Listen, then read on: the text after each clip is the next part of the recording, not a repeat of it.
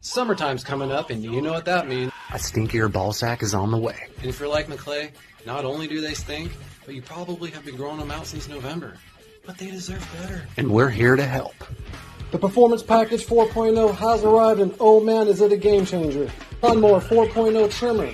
You get the Weed Whacker ear and nose trimmer, the Crop Reviver ball deodorant, the Crop Preserver, the boxers.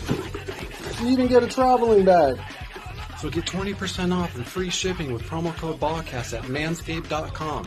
That's 20% off and free shipping at manscaped.com with promo code Bogcast. Trust me, your balls will thank you.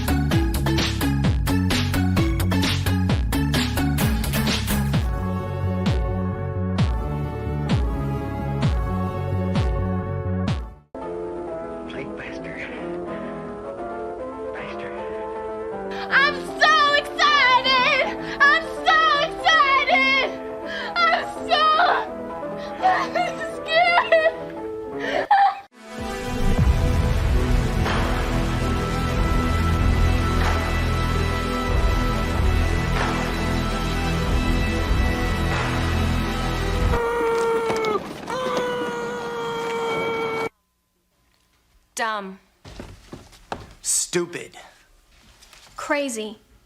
Dangerous. Stinks. In one word, would I use dope? Nope.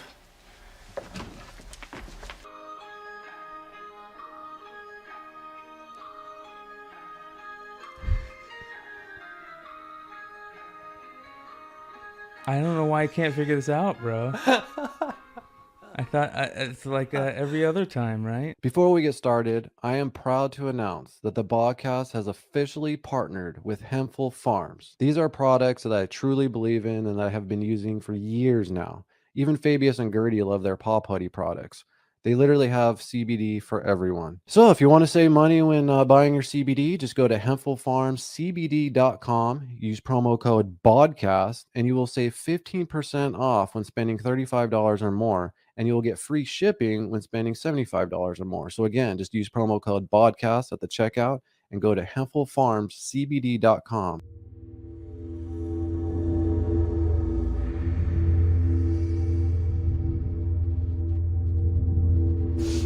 It smells hot. You smell it? Yeah.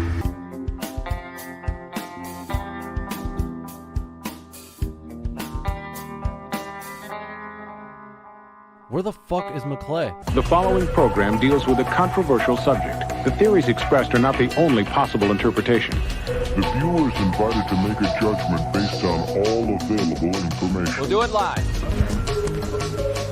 We'll do it live! Do it live! I'll write it and we'll do it live!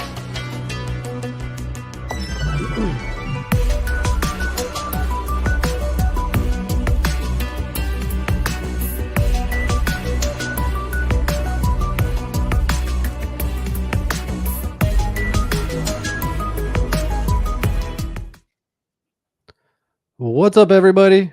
Welcome to the Bogcast. I am your host, Keith Obit, joined with my best friend, Bryan McClay. What's up, dog? What up, brother? How you doing? Chilling like a villain. Look at all the people in the chat. What's up, everybody? Yeah, what's up, chat? We appreciate you guys hanging out with us each week. We have some exciting shit to get into tonight. I want to do a breakdown of the crazy Call of Duty boycott that it's going on right now. Actually, dude, I watched that in real time unfold, literally from like the first tweet to all the madness that it is now. It's crazy. I love when that happens, dude. It's rare for me personally because I don't go on Twitter that much, but I followed it to the craziness now, and I can't wait to break it down. But before we get into that, I mean, there's even crazier news in the UFO world. of course, one of the, baddest fucking interviews, in the UFO world came out last Sunday, and me and McClay want to do a breakdown of that, go over that, get your guys' thoughts on that. Before we get into that, if you can just make sure you are subscribed to the Bogcast, that helps the channel out big time, especially the liking, commenting, all that bullshit. If you want to support the channel, you can join. We got different membership tiers, as low as 99 cents a month. There's member-only live streams, custom emojis, loyalty badges, all that bullshit. Follow us on Rumble. I have to thank Rumble for being there when YouTube is super lame with, handing out strikes fucking left and right. I'm still all about Rumble. YouTube censoring people like a motherfucker right now. Like Theo Vaughn actually just tweeted earlier today, his interview with Robert Kennedy Jr.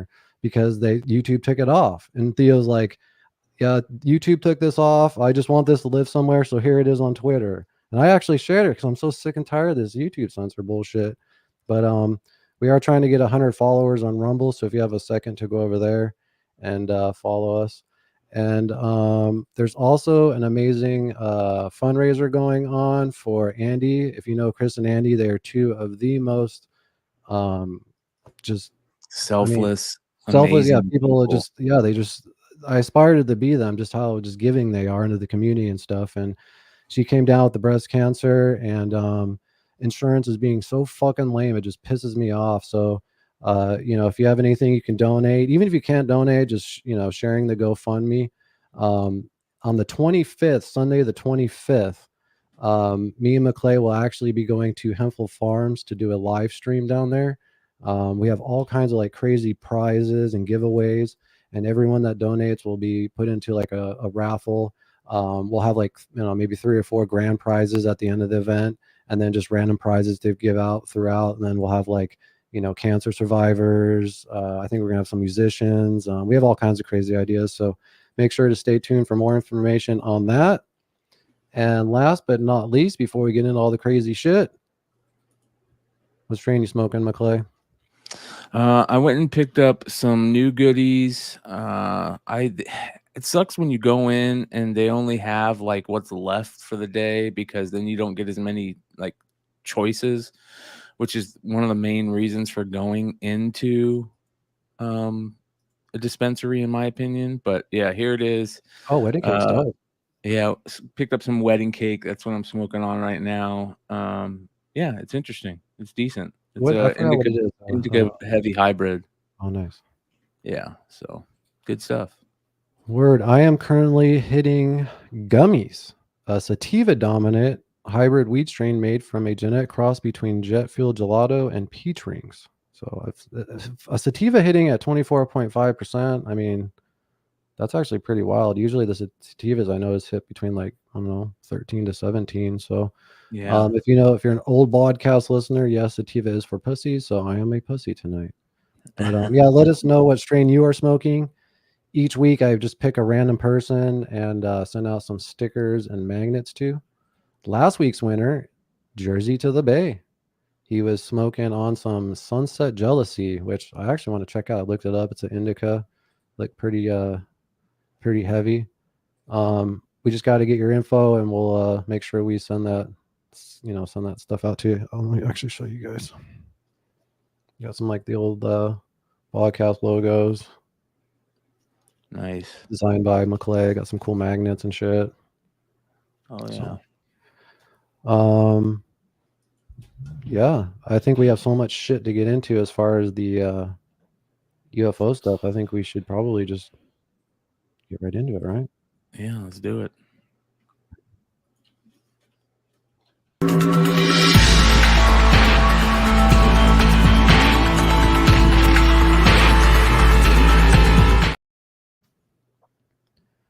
Sweet.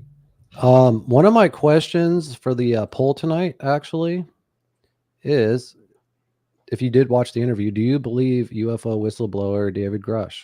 Right now we have 42% that say totally, 33% say no way, and 25% say not sure. So where are you at with that, McClay? I believe him 100%. I'm 100%. And here's why. I see Daniel made some points in the chat that I want to bring up that is very important for us to know. Daniel says, Grusch, he admits he's only passing on things others have told him, and his public claims remain noticeably bereft of specifics. He admits he has no firsthand knowledge of any of these things and hasn't seen anything with his own eyes. He's just been told things by others. That's one of the biggest reasons why I believe him, right? You know what I mean? Like, he's always... So some of the reasons why people don't believe him are the reasons you do believe him. Yeah, because he's a military guy, right? Too honest, yeah. Yeah, and he's always been up front. He's always said all these claims come from documents I have seen, classified write-ups, talking to said people. You know, he was the guy that if somebody needed to be told about an event, you went to him, right? Or he came to you and said, hey, I heard about this. I need to know what's going on here. So he's privy to a lot of shit. Yeah, the most official of official stuff. He's talking to witnesses and he's seeing documents, okay? And he's always been very honest and said he's never seen anything with his own eyes. He's only seen very crazy documents, and he's also said he's seen very crazy videos. He said specifically in the interview with Ross Coulthart that the videos put out by the Navy or the government, or not put out by the government, but they were confirmed by the government, right? The Tic Tac, the gimbal, the Go Fast, and then the latest one, which is the one going into the ocean that we saw. Mm-hmm. He said those aren't the craziest ones. He goes, he's seen videos that are crazier. So he's been very honest. Well, I believe that if there's just the little videos that we've seen, I mean, there's got to be hundreds, if not thousands, of videos, yeah, especially from military, right? Yeah. And here's what I'm saying. I'm not saying I 100% believe that aliens are real, or that you know, that we have this crazy UFO crash retrieval because of David Grusch. But I believe that David Grusch believes what he's seen and read. Okay. I believe in that aliens are real because of all the evidence that we've gotten lately, right? This evidence is coming crazy. And guess what, you guys? Last week, we were talking about that Vegas incident. That Vegas incident every day looks more and more like it could be real. So we'll get into that later. But yeah, man, can I bring up a point really quick? It's interesting because you say you're using the word aliens, right? One of the points that I noticed that he said specifically in the video is he doesn't like using the word, he doesn't like using the term alien life, but rather NHI or non-human intelligence. And he doesn't want to denote origin. And he even talked about extra dimensions and things. But I just thought that was really interesting, him not wanting to use the word aliens. I don't know, maybe it's like that stuff we were talking about before in previous episodes, maybe that stigma. You know what I mean? No, it's like because because he knows that he doesn't know from what, this is what I'm thinking. I don't know this, but from what I'm thinking is because he's read certain things that tell him these could be dimensional, right? Interdimensional. And also he's a physics guy. You know, he has a degree in physics. You know, he went into the Air Force for physics. So he knows all this. I mean, but that's a big difference between alien and like an interdimensional being, right? I mean, oh yeah, but here's the thing. That's just crazy to me, though, that like that he's making that distinction, right? That he's just like staying away from the word aliens. That's just interesting to me.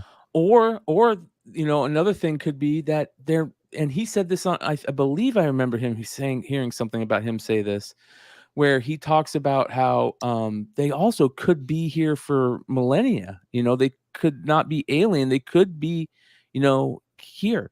There's so many crazy things happening right now. If you guys have been following, I don't know if you guys have been also following the news about this. Congress wants to hear what's going on. So they're calling for you know, congressional hearings, all kinds of crazy stuff. So you're saying this interview is like starting the ball going on for Congress and stuff?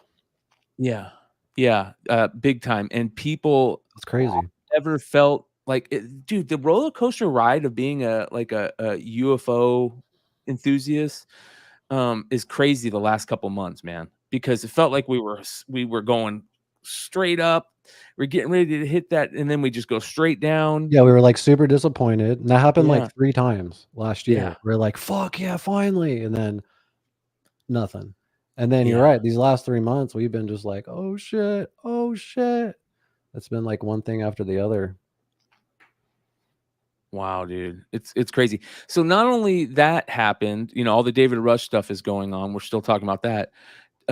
Stephen Greer had his congressional hearings the other day where he brought in all those you know, people to talk in front of Congress to you know. Well, I let's say I kind of want to stay at one thing at a time if that's cool. I definitely want to Mhm. get into it. I still want to kind of dissect his interview a little bit more because there's still some more crazy things that he mentioned that completely blew my mind. Things that we've talked about and conspiracies that we kind of thrown around, but dude, he brought up the fucking Vatican. That was crazy. is That the was the craziest, craziest bro. thing in the world to me. I was like, when Yeah. he said that, and I was like, oh shit. And to be How long honest, have we been dude, talking about that, bro? We've been bro, talking about that since day one. the craziest part is how it happened, right? For those of you guys that didn't see the interview, this is so amazing. He talks about, I'll just pull it up. I'm just gonna just show what it looks like as you're talking about it. okay, so he talks about, do you have the clip? Do you want to play the clip? Well, I have the whole interview, but Okay. I don't know exactly where I forgot the So exact he part. talks about we've all heard stories about the Axis powers, especially Hitler and Mussolini being really into the esoteric. Well, he has there's even written documents of Mussolini and people he know who had UFO encounters. Yeah. So we've always heard these esoteric things about those guys. You know, like the Spear of Destiny. Hitler was searching for the Spear of Destiny. The Nazi Bell, which was supposedly a re-engineered UFO. That when they started playing with it, they started getting these weird things where they could, these time anomalies, right? So all this crazy stuff we've been hearing. Well, guess what, motherfuckers? There's a chance it could all be true because of some crazy things that have leaked over the past couple weeks, okay?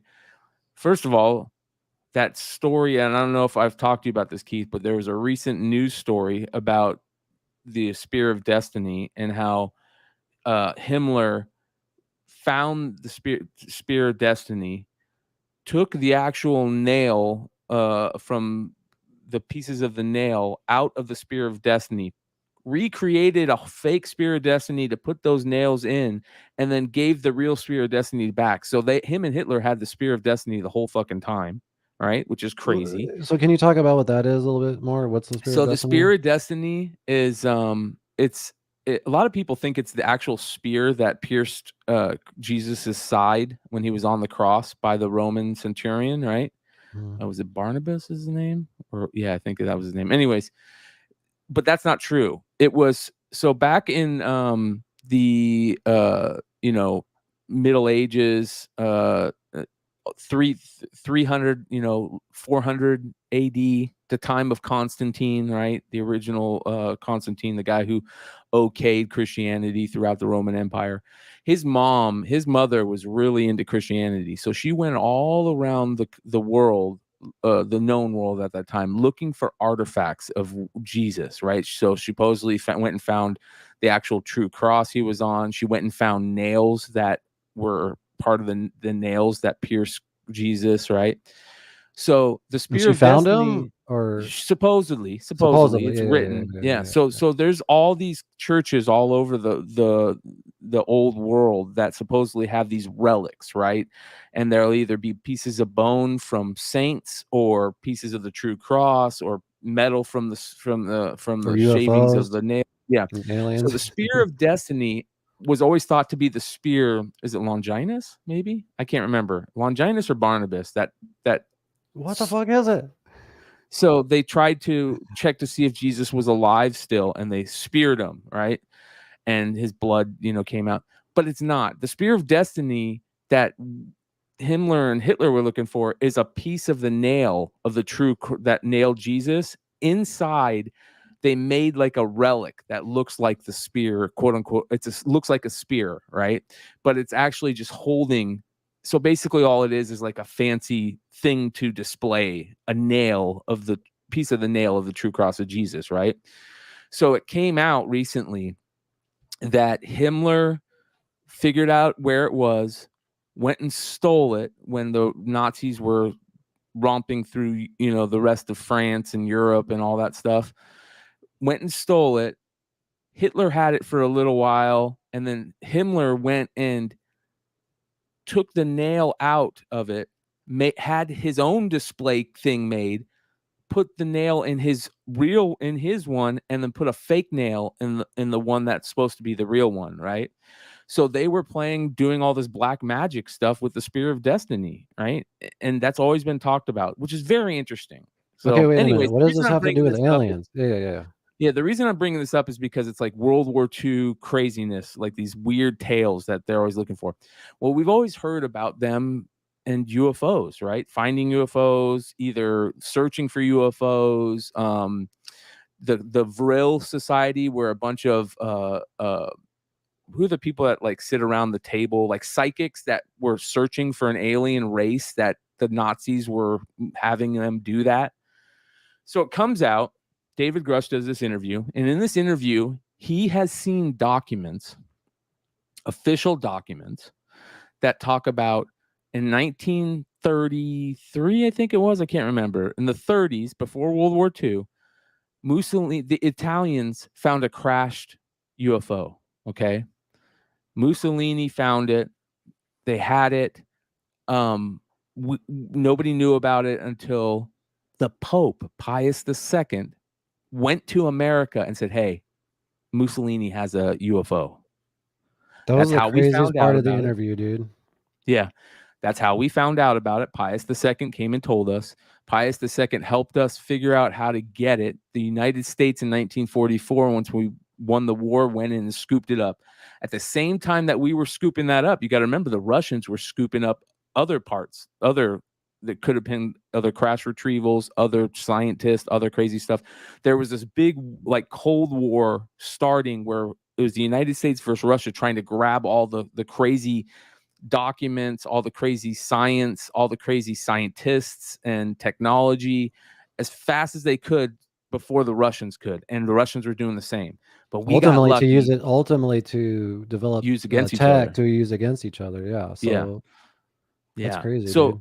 And you know what else was crazy really quick is how I think it was in 1971 the USSR and the USA ended up fucking making an agreement to reduce nuclear war only because they were like there's so much crazy shit happening at the nuke sites. They were just kind of like this isn't us because they didn't want a war to spark. That's fucking crazy. Do you remember when we were talking about Kennedy and stuff, and that's why Kennedy was gonna tell everybody about the UFOs and the aliens, and that's one of the reasons that he was killed. Well, do you remember I was telling everybody about the fact that Kennedy contacted the Russians. He contacted who was the guy that threw the Russian president who threw the shoe? I can't remember his name. Before Yeltsin. No, it was the guy after. It was the guy after Stalin. But anyways, he went to him and he said, hey, we don't want to shoot each other's. We don't want to get into a big war because Khrushchev. Thank you, Keith. Khrushchev. That was his name. So we don't want to get into a huge nuclear war because these UFOs are coming and hitting one of our countries, and we're thinking it's each other. Yeah. That's crazy. That's another crazy part. So that confirms the Kennedy stuff to me. You know what I mean? Like he just confirmed that happened, that actually happened. Well, just on a quick side note, I highly suggest watching the interview with Robert Kennedy on Joe Rogan today. Oh yeah, he says one of the most powerful clips I've ever heard in my life about that powerful speech that Eisenhower gave about the military-industrial complex, and then how Kennedy came in and the military-industrial complex was trying to get Kennedy in all these crazy wars, trying to get him in a war with Cuba, trying to invade Vietnam, he just was like, no, I'm not getting involved in any of this shit. And 2 months later, he was dead. You know, Yeah. so I think it has to do with like all of that, right? Yeah, man, it's crazy, dude. It's absolutely crazy. So he just said that. What else did he say that was amazing? So some key facts that I noted down was that he says we have at least 12 UFOs in United States possession, which is pretty wild. And then another, but he hold on real quick on that point. He said crashed and landed. I don't know if people caught that. Crashed and or landed. Yeah. So that means that if they're landed, that means either two things: the aliens left it for us, or we've been talking to aliens. You know what I mean? Like, well, that goes back to that whole treaty bullshit, right? Yeah, that we actually with did make Eisenhower a contract saying, hey, you can abduct humans, you know, in exchange for technology. And then supposedly, if you notice from the 50s and on, or whenever the treaty was signed or whatever, technology did get a little crazy with like lasers and all kinds. Here's something very interesting about that. I was watching Linda Moulton Howe's show last night. Great show last night for Linda Moulton Howe. Excellent. She talks about how when Colonel Philip Corso, if you guys don't know, Colonel Philip Corso wrote one of the greatest all-time books about UFOs and the agenda called The Day After Roswell, where he broke the story about Roswell being true. That's where we've gotten our technology for the integrated circuit, which has changed everything. Velcro, night vision. There was a couple other things that he said. Velcro is a cool one. Yeah, right. I hope that's alien. I know.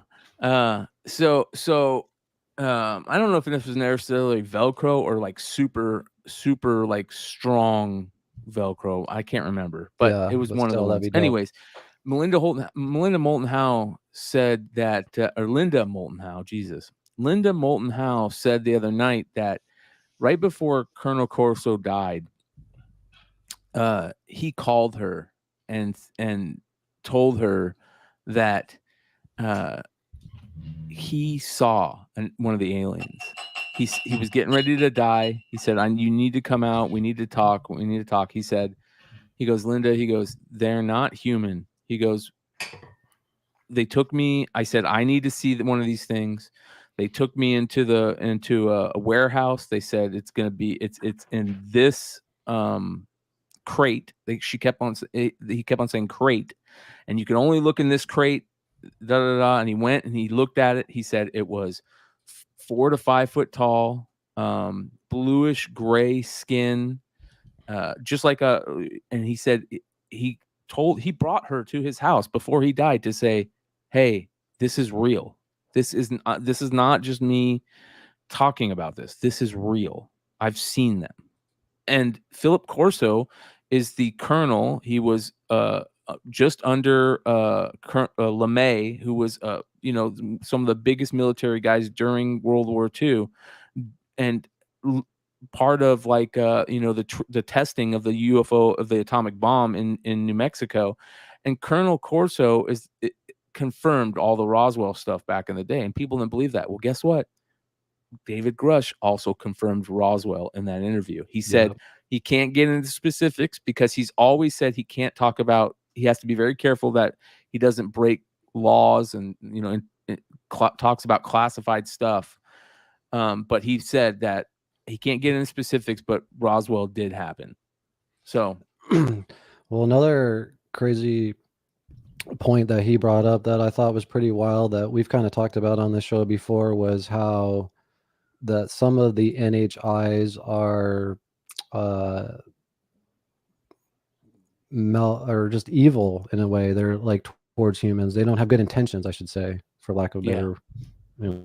That was kind of like malevolent. Yeah, that's the word I was looking for. That's kind of scary, right? Like you think you want them to come down here with good intentions, right? And it's like, no, they don't. We've talked about that before. Like, we don't think they're, you know what, that scares me even more now, because this is getting more and more real. Like, yeah, I never thought it would get like this in our lifetime, dude. Yeah. For the longest time, like if I thought that the aliens were malevolent, there was still such a big part of me that went, yeah, there's no fucking aliens. You know what I mean? I But don't now, believe that. You've always but been now, 1,000% in, dude. What are you talking about? yeah. Now though, dude, now, especially with this Vegas thing that happened, have you seen now again, you guys, there's so much stuff that's coming out right now that is just it's flooding it just flooding the airwaves. So some of this stuff that we could be talking about now, we haven't fully vetted. Let's be honest. And I'm not talking about Grusch. Grusch is 100% vetted. He is fully vetted. Congressmen have talked to him. He's gone on record in front of congressmen. He is 100% vetted. I'm not talking about David Grusch. I'm going to start talking about some of the stuff that's coming out because it is coming out fast right now. There's so much information. Well, I want to play a couple of videos for you guys that are kind of crazy. This is one of the ones that I wanted to share. I haven't told Keith about this, but this is pretty interesting. All right, hold on there. Don't accidentally open your dick pic folder, dude. This is kind of crazy. Let me see here if this is the spot that I got. All right. Tell me if you can hear this. Uncovered some very fascinating information. Check. I'd love you to share it with our audience. And what have you discovered Is it about echoing? this guy, David, and his history? Yeah, listen, I spent 10 years in the United States Navy. I worked on missile weapons defense systems. I've had my own experiences while in the Navy with these types of things. This is, by the way, you guys, this is a really good YouTube channel called Redacted. And this is a show that they did just the other day. I think that everybody should subscribe to this channel. 2004, 2006 specifically. So I'm familiar with this. I've been studying this topic for well over 2.5 decades. I've been a researcher, investigator in this stuff. I do my own shows, investigations, research. And this topic just fascinates me, especially more so in recent years. When this broke, there was something that caught my interest. And this was Inspector General McCullough, who was his lawyer representing him. And so there's a backstory behind Inspector General McCullough. If people remember this gentleman was the Inspector General of the intelligence community that was testifying on the Hillary Clinton email scandal. Again, back to all the Hillary Clinton stuff. You remember, we're going to look at Tom DeLonge in the future as like the guy that he's the guy that like shot the first slingshot. You know what I mean? Yeah, the broken. Yeah, because we're going back to the, Tom DeLonge was saying the whole time he was talking to Podesta. Podesta is the guy that had his emails get leaked and hacked. And that's what they're talking about right here. That's like out of a movie, dude. I know, dude. That email leak shit. Yeah. Back in 2015 with Congressman Chaffetz in Congress. When he was asked what was in these emails, he came out and said they're Orcon, they're SAP projects. I can't tell you this. They're classified. It's a need to know. Only me and my team had a summary briefing on these SAP programs. We learned from the Horowitz report, Hillary Clinton had metadata, sending it to an email address that was tied to potentially a Chinese company. And that's kind of where these emails were floating around going to China. My research for the last 4 years has uncovered what potentially was in those emails Hillary Clinton was forwarding and replying to. And what we find is we know that they're somehow connected to SAP programs, special access programs, the highest, most classified programs of our... Which is what David Grusch worked on, right? Military, DOD, DOE, NASA. Well, when Donald Trump came in, Mike Pompeo shut down all these educational exchange programs that Barack Obama had started. And so my investigation really started early on. I was looking 1998, Bill Clinton giving nuclear secrets away, 2006, various different nuclear incidences, 2008, nuclear incidences. And what we see this pattern of military technology being inadvertently traded with the enemy, whether it's China, foreign adversaries, or whoever. And so I started looking at this pattern. And I noticed that when Donald Trump came in, the DOJ began investigating various different colleges, universities, and professors and started arresting them. Everybody remembers Harvard professor Charles Lieber, who was arrested, who was recently just sentenced. Well, he was one of many. The one thing that all of these professors that got arrested have in common is they all have NSF, National Science Foundation contracts, which were special access programs.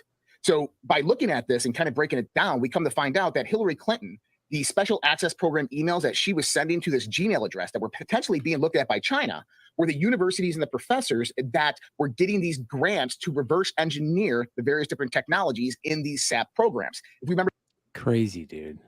So what's basically happening is the government, and Grusch talked about this, okay? Yeah, this is If a you couple remember points in I the want to interview. bring up about this too, because Yeah, so like how them giving off like the secrets to private companies, and then they reverse engineer it and actually sell it back to the government. you got it. That's You fucking got it. crazy. That Yep. is nuts. And Yeah, dude. and I'm thinking it's probably obviously like Lockheed, right, or Boeing, or No. or all Well, one, of or course, but the one he Honeywell. was talking about that was getting paid to. He didn't really say, so I didn't know. Well, He was you could talking kind of about. put two and two together, right? Because he was talking, they were talking about crash retrievals, and guess what? Bigelow Aerospace. You remember what was Bob Bigelow talking about? What did Tom DeLonge say? That Bigelow Aerospace came in and was paid to house these crash materials. It's always been rumored in the past that Bob Bigelow, that's where he comes in. He has these big warehouses. He's got these scientific. He's the guy that started NIDS, who did the Skinwalker Ranch. This brings the Skinwalker Ranch into it. Like, this is so crazy, you guys. Everything is getting tied together. Yeah, it ties together. Yeah. So, there's another crazy thing that he mentioned too, was how the United States isn't the only government that has a crash retrieval program. He said a lot of countries do, including Russia and China. So that's kind of interesting. Yeah, it's not, because we always talk about, like, why is it always in the United States? We always talk about, well, we get that crash in Italy, the Vatican. Now we're finding out about crash retrieval programs in other countries. This is like way bigger than we ever thought. Yeah, check this out. That was going to happen. He said that there's more than one whistleblower. I think there's approximately three. The other two are the ones who have the first-hand information on this. Not only that, but they have the actual evidence. They have video, photographic evidence of what happened. We know this because when they filed a whistleblower complaint, they had a fear for their life. They're transitioning out of their careers in the military and the intelligence community. They're transitioning into defense contracting. One of them knew the location of where these crafts are supposedly stored, and so they feared for their life that potentially there could be pushback on. And if you remember, one of the things that Leslie Kean and Ralph Blumenthal said is that they had to get their story out quickly because people were starting to find out about stuff, right? People were starting to find out who the name of the whistleblower was. People were starting to find out that there's two other whistleblowers getting ready to come out that have better information, that have. Well, that's what I'm hoping, dude, is now after this interview, it will give people who maybe were on the fence whether they should come out or not to actually come out. And maybe over the next year or so, dude, this shit will blow up even bigger, right? Yeah, bro. It's just getting started, dude. Yeah, it is. It is. There's something that he said in here. Hold on here. I got to find this. Well, no, you're good. Last crazy thing that he mentioned just really quick was just how he says we've actually attempted to bring down the crafts before. I thought that was kind of wild. Like, what the fuck? Like, no. I want to see that. I want to see a video. We figured it out. We figured out how to bring them down. And he basically, through him coming out, he explained how they did it. And it's the weird thing that they're saying is it's through radar.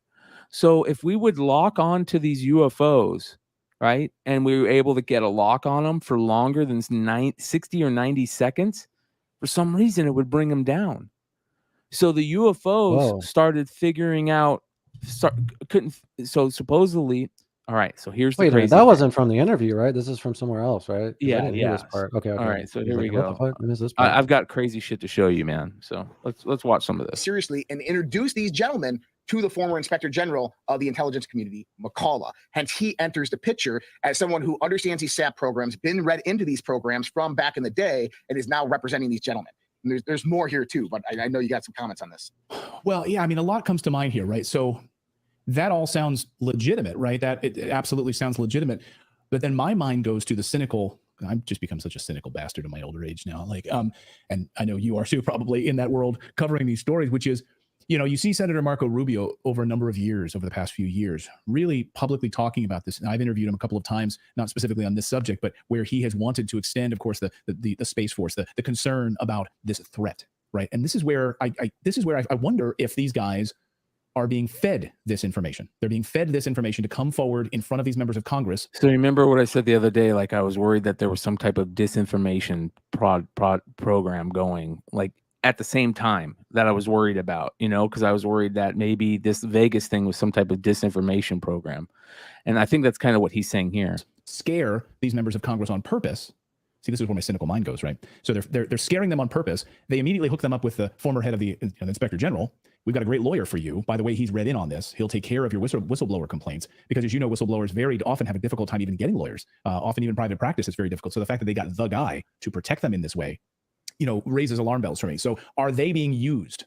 And of course, there's a long history of people being used, right? In this, as this is the UFOs, crazy part coming up. Of course, there's many books written on that specific part of this. So what do you make of that? Just role play this out with me a little bit here. Am I being too cynical here, or is this maybe more? Well, I would be right along there with you on this assumption, except for what I was told recently.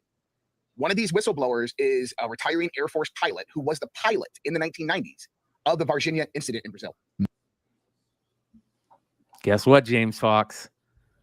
You going on Rogan and saying, I want to talk to you if you were part of this on the USA side. It worked, bro.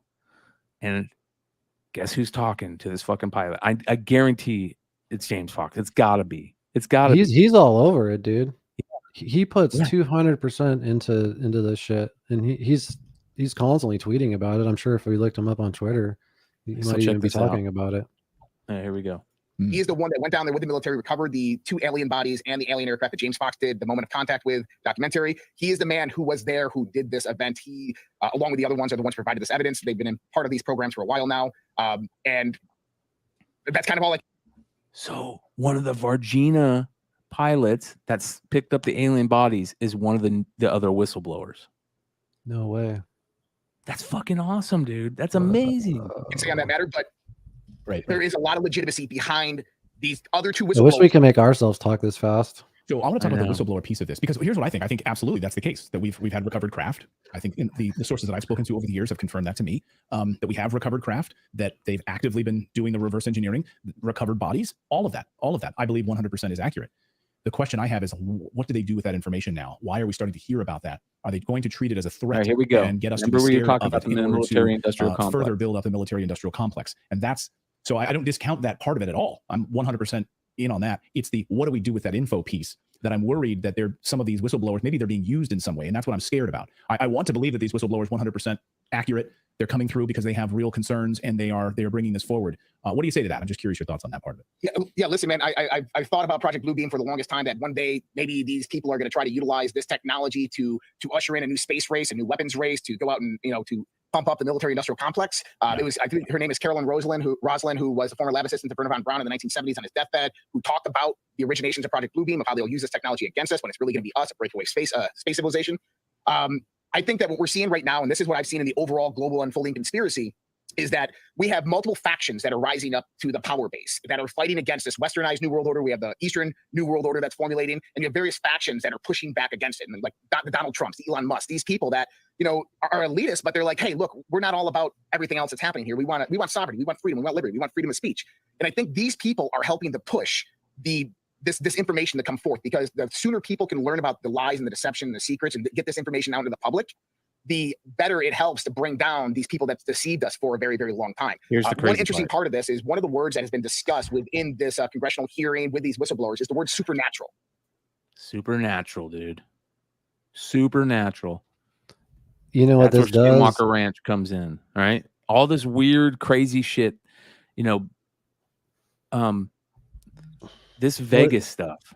Well, just really quick, if this does come true, right, and all this stuff is real, that's just going to shatter everyone's religion. Yeah. Well, shout out to 3 Rivers Comics with the $5 super chat. Appreciate it, brother. Thank you. Much love. One of the things that this guy also says is that he's hearing that one of the reasons that they're going after Trump so hard for these classified documents that he supposedly had is that some of the documents have to do with the UFO stuff, and Trump grabbed them as that's his get out of jail free card. and he's holding onto this stuff to where if they try to fuck him, Could he's you gonna be like, imagine if it was Trump that fucking let the truth come to light? That would be nuts, dude. Holy shit. It's All right. so crazy. So I have to admit, the as of last week reviewing the Vegas shit, it did seem pretty damn goofy. It still kind of seems goofy, but I want you to show me some shit to All right. prove me wrong. All right. Because I mean, we should talk about at least that phone call.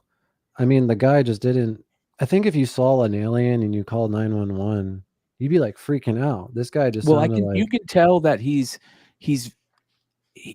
doesn't. You can tell he doesn't know what to do. Like he's like, and here's the other crazy thing. He talks about how when he would go look at Sean. I have no question in the place propensity to bet questionable amounts of chips on even the shakiest of theories. But this is the best part. It's admirable. Yeah. So, all right. So if you listen to the call, you can tell like he doesn't know what's going on. Like he can't figure out emotion. He's like, he says in there, I think a couple of times, like, I'm really scared. I don't know what's going on. Da, da, da. But there's more video that's come out. Is it the one through the fence? Like the crack? Did you see that? Yeah. That's crazy. You could see the fingers. All right. So we should play. Let's play the phone call first, and then show that. We'll play it all. Okay, I'm gonna play it all. Here's some interesting stuff. Here we go. Check this out. Did you know about the fucking camera that was put up outside their house? Las Vegas UFO mystery just got more interesting, with officials adding security cameras to private property. We also have more ring cam footage you'll have to see to believe, a possible explanation as to why the videos are so blurry, and an update from the family. Ring cam footage from neighbor 1. Did you hear that? I'm gonna play that again. That's the crash of the craft. Are so blurry, and an update from the family. Ring cam footage from neighbor 1. Ring cam footage from another neighbor. Yeah, that's crazy. Probably the creepiest ring cam footage. Because there's another angle of the police officer footage from like a couple miles away of that same blue light. So there's multiple There angles is of that. ring cam footage, supposedly, of these aliens walking around the neighborhood. Are you talking about that thing right there? I don't know. Hold on. Watch. Have you seen this? Did you see this? I don't know. Show me. And probably the creepiest ring cam footage I've ever seen that matches the description of what the family saw. I also found someone on TikTok analyzing the footage and actually showcasing some of the creatures you guys mentioned in the comments. Check this out. I find the aliens in front of these guys, but I noticed something insane, and I want every... So did you see this footage? More footage came out of the family that the mother was taking when they went to go look it out, and they freaked the fuck out, dude. The dad goes in there. They all have guns on their hip. The kids tell the dad... The kids tell the dad where they are. The dad goes and looks, and the dad freaks out and goes, "Everybody out! Everybody out!" Watch. Okay, that's, yeah. Everybody, my two friends will watch this to take a look down. Pay attention to two areas. We're going to look down here on the bottom right behind their fence, and right up there. But we're going to first start down here because I found something crazy. Spots I wasn't even focused on, holding more mysteries. Look at this video. And I'm going to point out two things you need to pay attention to right here, which is the head. And if you look really close, and what you will see in about a minute is a hand. That, I believe, is some creature, non-human, crouching down. And that was its eye I just pointed at. And I want you to pay attention to what appear to be fingers running up the fence, as if it's kneeling down or something and peering out. And then there you go. See the fingers? And I think I go back and forth a couple times here, but it looks to me like... What if it's just a plant? It could be. It could be. There's a little other or a big creature. But you remember one of the main things that the kid said that was very on the phone calls. He said they have shiny eyes, big black eyes, but they have a shine in them. If you remember, he kept on saying that. Looking through the fence on the bottom there, crouched down. I mean, maybe I'm wrong. You can see that shine. You tell me. And then there's his fingers going right up and down, up, shine. It just looks like almost a human hand crawling up the fence. Shine. At the very beginning, you see. I mean, there's also light shining that way, and if it could be reflection, you know. It's my really poor attempt at drawing over the fingers, but you get it. So what's really interesting about this? Is this is just really quick? Is this the footage from that house of that call that we were talking about? Okay. Yeah. So this is the mother's footage right here. Okay. Of the boys going out. So this is their backyard. The two kids right here. The father is with them. The mother is taking the footage. The top right. Look at the top right now. There's actually a shadow. And here's the crazy thing. So this is the tractor, right? And if you remember when he called in, he says, I think that one of them is inside the tractor. He said that he specifically said, I remember something along the lines of, I think that one of them is inside the tractor. Okay. Figure. It almost looks like it's a dense, shadowy figure comes into frame. If you're looking right, at the 3 fence posts. While this TikToker showcases a being more to the left. Guys, and they're not human. They're 100% not human.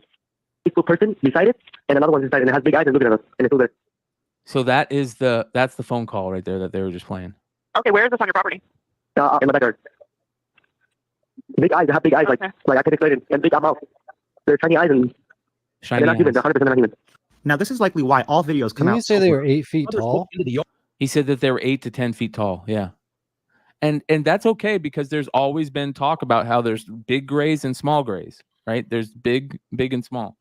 Where the object landed, that spot was obscured and blurry, as if by unknown form of camouflage. What they saw next prompted a frantic call to 911. 8 News Now investigators have spoken with family members multiple times in the past 4 weeks, but each of the 3 times we accepted their invitation to do an interview, they didn't answer the door or their phone. Now, we actually have an update from the family themselves coming up in a moment in this video. An initial police report we obtained. Angel says they heard the patter of multiple feet in the yard. So there's the tractor right there. I'm guessing. Is that the tractor? I think so. They later heard footsteps on their roof. They saw one of the 8-foot-tall creatures right behind the controls of a large front loader stored in the yard, as if trying to engage it. He got a good look at one of the creatures, he said. It was tall, skinny, lengthy creature. It was gray-greenish color, a big face and eyes. You can see a big mouth. Greenish-grayish being with large eyes and long legs. He says he could hear its deep breaths, and when he locked eyes, he was, in essence, frozen in place. There we go. Was there supposed to be a... was this supposed to be a crash? Yeah. So this was a crash. What's the theory about the craft? So nobody knows, but here's one of the things. They said that when they would try to look at them, they would get blurry, that there was a big blurry area in their yard. So listen. Place couldn't move. In the middle of the yard where the object had crashed, then vanished, a circular impression Now, here's an update from the witness himself. Today's June 12th. I'm outside my house with my family. You can see people are saying that we disappeared, the news stations. You know, what I learned these couple days, that everything on TV is fake, and especially the news channels, they'll say fake stuff, and it's not true. You know, I already said what I had to say. If you want to believe it, believe it. I don't care no more. I just want to, you guys understand, because of you guys, I have depression. I have anxiety attacks. And I just want to be normal again. I don't feel okay, guys. And just move on, guys. Forget about it and just. Now, to me, it sounds like the family was told not to talk, but I'll let you guys decide. Let me know what you guys think in the comments. I think the family was definitely told not to talk. The family also said that there was like this weird Men in Black thing going on, where these they call them FBI dudes driving around their neighborhood constantly and with black sunglasses and black, weird shit. You know what I mean? So, and another thing, Men in Black shit's real. It's like a real thing, like a real theory. Yeah. And he said that as soon as he locked eyes on the thing, that he just felt he had this fear, and he was frozen and he literally couldn't move. So this is the crazy stuff, dude. For now, I'll leave you with the unedited news coverage. Like an 8-foot person beside it, and another one's inside, and it has big eyes and looking at us, and it's still there.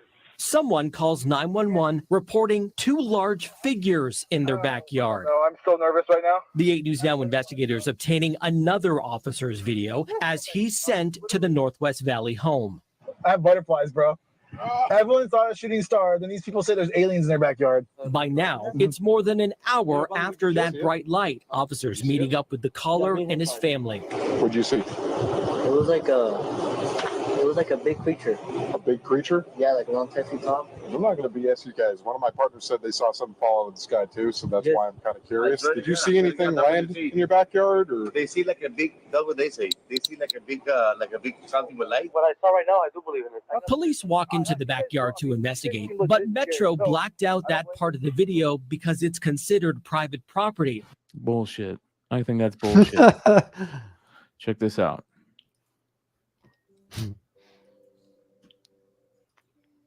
Moments after this happened, a family called officers and claimed to have seen something in their backyard that they described as not human. Based on body camera footage, an officer visited a residence on the night of April 30th to speak with a family who reported the sighting. According to one of the family members, they had seen a big creature that was long and approximately 8 to 10 feet in height.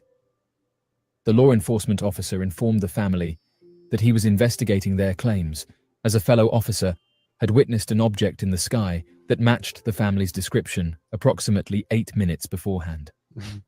The officer candidly shared that one of their colleagues had also reported seeing an unidentified object fall from the sky, which piqued their curiosity. All right, here we go. Now, dozens more photographs have been shared online. I don't know if this is real. It looks fake, but...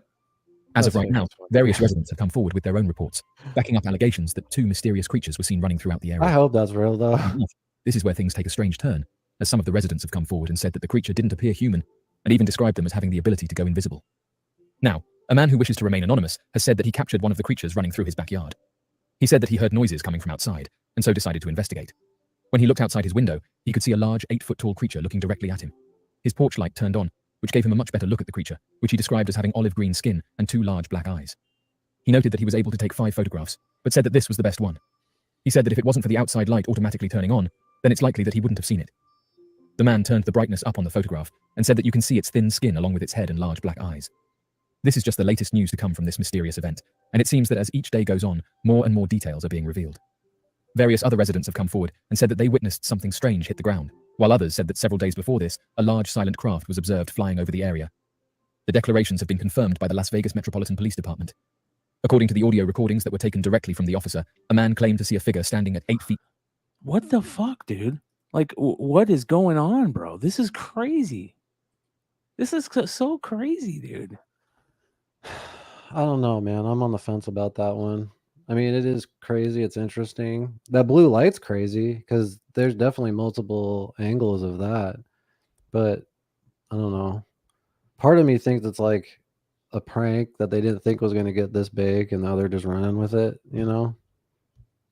I don't know. And then people, when you dissect any video, you could find anything in it and be like, oh, that's this, you know? It just doesn't, it's not enough. It's not enough to convince me. I'm just, what do you think, chat? Do you believe the Vegas incident? Do you think that's real or fake? Actually, let me check in on our poll really quick. Do you believe UFO whistleblower David Grusch? 38% totally, 33% no way, and 29% not sure. That's crazy. It's kind of divided. It's interesting. So I want to play the whole video of them walking out to show their dad what's going on. Okay. Okay. Órame que canto isparit gallengue ala chorsi hora tosi. Ay! Permisar. Calmundarela me calcines variso. Kailo, chero que chidika. See the dad and watch the dad. He's like, fuck this. Uy, chedar. There you go.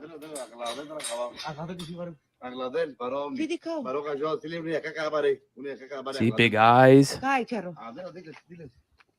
Permisarle, sale. Escucharé lo que te camiona, Adrelo. Kai, permisar, que sale. Permisar, porque no, chero, que calmundarela me. He's supposedly in the tractor right, and one of them's in the tractor right now, supposedly. It's probably a fucking. What do they have in Vegas? Look, coyote. You can see it moving.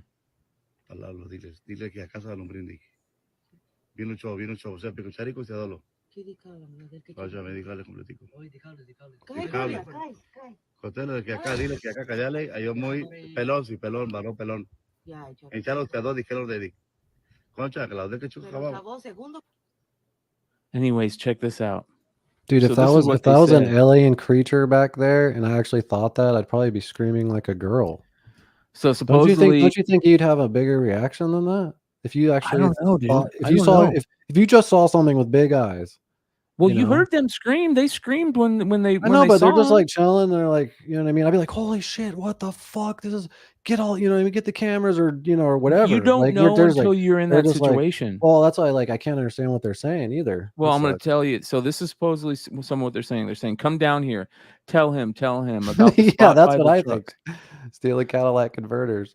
About the spots by the trucks. Tell him those are the ones over there. Look, it was coming towards this way. The pickup truck, the second one from the left side of the cables. That was the one there. The one now. The second one was by the Caterpillar trucks. Look, it's hanging out over there. It's been there for some time. Tell him that. Look at the second one. I think it's over there. It's there inside. So, dude, this shit's crazy to me, man. This shit is. I'm not saying it's that the Vegas stuff is real, but it's very fucking interesting, dude. Very interesting. Well, especially the timing. Yes. Yes.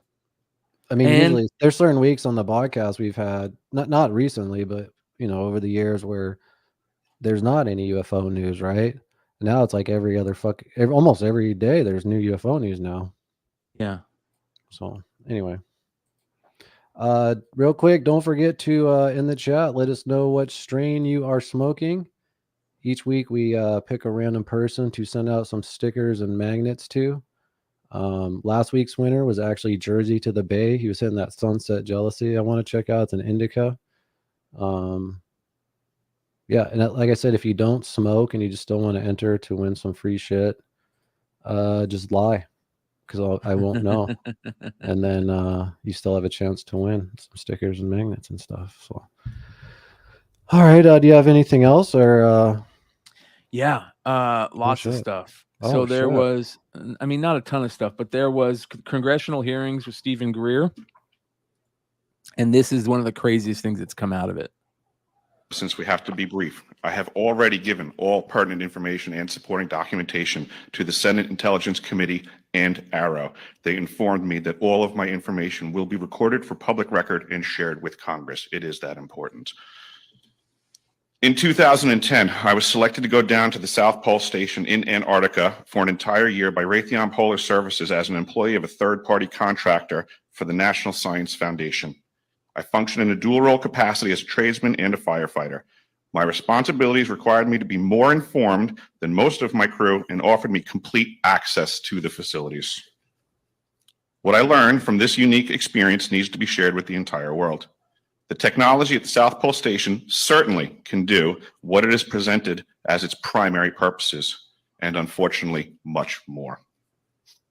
Bro, this is crazy shit if real. And he said he testified in front of Congress for this. You know, he went on under oath. The ice cube neutrino detector is presented as a passive listening device for the purposes of the science as presented. But I'm going to skip right through the chase, folks. I have provided documentation that proves that the 5,160, what they call DOMs, that are embedded in the ice can actually transmit at 2,047 volts each. That gives us a long list of things to consider. It is effectively a multifaceted directed energy weapons platform that I will list rapidly a few things that it can do. Vehicle detection. We're learning that these off-world craft, on-world craft, ours or other nations, are also emitting neutrinos. So this makes the South Pole Station effectively an air traffic control station for this new level of equipment that nobody's discussing. In addition to the ability to detect neutrinos and the exotic vehicles, I have provided documentation that shows that this is also a system for faster than light communications. In the past, Gary McKinnon has hacked NASA. Do you know who Gary McKinnon is? No, I don't. Gary McKinnon was a high-functioning autistic kid or young guy. I think he was in his early 20s. And I think he was from Australia. And he hacked into the government. And he was in the government's files for a long time. They went after him for this big time. They thought he was going to go to jail. Let's see what happened. I don't know what happened to him. But anyways, he hacked into the government. And one of the biggest things that he said that he saw was talk about off-world vehicles. So here's Gary McKinnon. So it says here, McKinnon was accused of hacking into 97 United States military and NASA computers over a 13-month period between February 2001 and March 2002 at the house of his girlfriend's aunt in London using the name Solo. U.S. authorities stated he deleted critical files from operating systems, which shut down the United States Army's Military District of Washington network of 2,000 computers for 24 hours.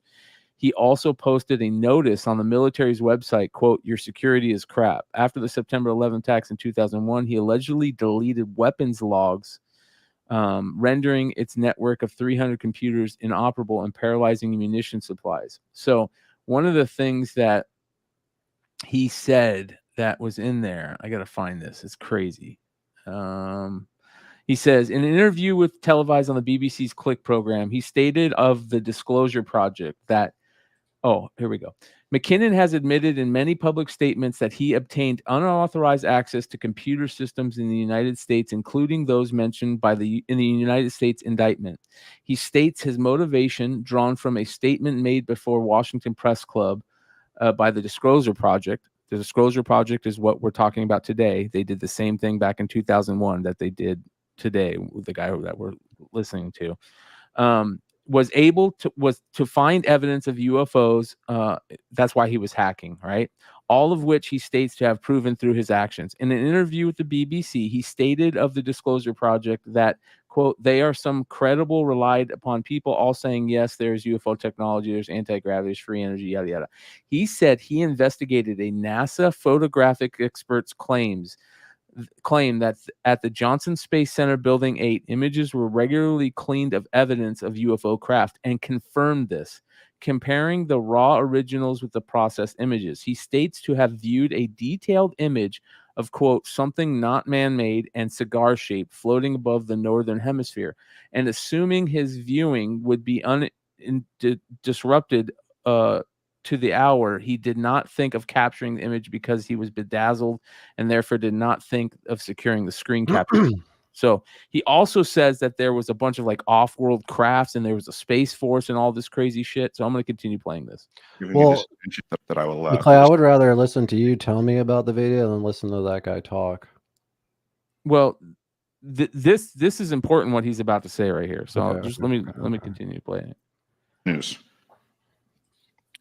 The season that I was there, 2010 to 2011, we converted from construction to operations and maintenance in both the elevated station and the detector array.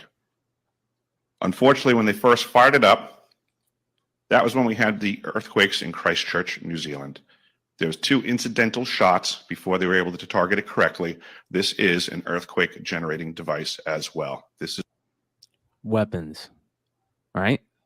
One of the things that the reasons that we talk at all to these aliens or search for these alien things, it's always about weapons. It's always about military. That's where all of our best technology comes from, right?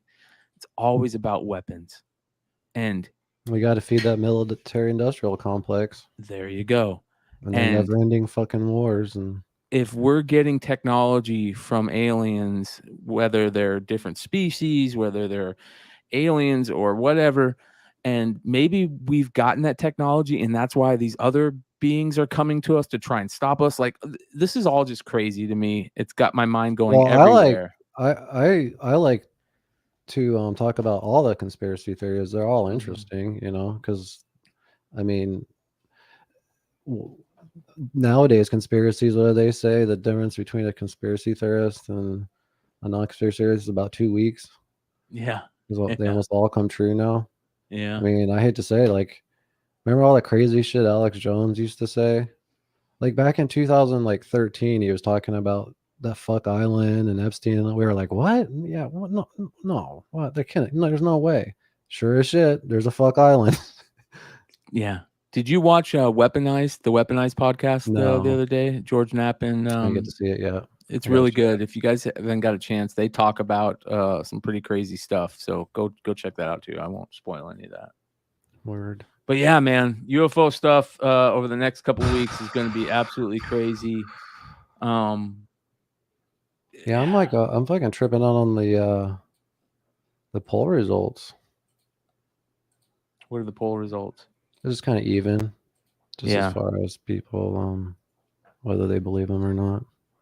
Yeah. And there is definitely a campaign against him, you know what I mean, by the government. Like they're trying to discredit him every which way they can. You could tell every controlled government media has put a dog shit story about David Grusch over the past week. It's crazy. It is nuts, dude. Sweet. Should we do a quick ad read, or do you have more shit? Or no, that's it for this week. More coming. So make sure you guys are subscribed, and if you guys see anything else out there that you want us to talk about, drop it in the Discord. We have the Discord. I can't utilize the call-in live section right now, you guys, because we're testing some audio issues. So, but if you guys have any information that you want us to check out, in the Discord, there is a Bogcast section that has show topics, UFO report. People have been dropping lots of craziness in the UFO report lately. So, yeah, this is interesting. This is what somebody just dropped recently. Shout out to JLS. Bombshell, former Illinois governor candidate shocks Congress, hand delivers 5-year investigation of government's alien retention program. I don't know what this is. It says investigation claims names, emails, whistleblower testimony, and jaw-dropping video of an off-planet being in an underground facility in Nevada. Wow, that's interesting. We'll definitely look into that, and we can. Yeah. So we'll, if you guys want to drop any information for us that we're gonna take a look at, that's where to do it. Check especially out the especially UFO footage or clips, whether it's ones that we haven't talked about on the show or personal ones, or even if you have a personal UFO experience, or so we had a friend that we have 2 friends that, well, one says he was abducted by aliens. Remember, he's on the show, and then we've had a few people on who've had some pretty close encounters there. But all right, well, I guess we can do a quick just ad read and then get into hour 2. And I just wanted to fucking show you that breakdown of that crazy Call of Duty boycott that happened, dude, because it's to me it's almost as wild as the Bud Light shit, dude. Yeah, I agree. So, and it's crazy how fast the company could just fucking take a nosedive. But I appreciate you guys hanging in there, chat. Appreciate McClay and his fucking amazing UFO report, that David Grusch interview. If you haven't seen it, I would definitely check it out. I'm sure we'll be talking about that in future episodes. We're going to do a quick ad read, and we'll get into hour 2 and get even more stoned. So where the fuck is the video at? Hang on, sorry guys. Summertime's coming up, and you know what that means. A stinkier ball sack is on the way. And if you're like McClay, not only do they stink, but you probably have been growing them out since November. But they deserve better. And we're here to help. The Performance Package 4.0 has arrived, and oh man, is it a game changer. Lawnmower 4.0 trimmer. You get the Weed Whacker ear and nose trimmer, the Crop Reviver ball deodorant, the Crop Preserver, the boxers. You even get a traveling bag. So get 20% off and free shipping with promo code Bogcast at manscaped.com. That's 20% off and free shipping at manscaped.com with promo code Bogcast. Trust me, your balls will thank you.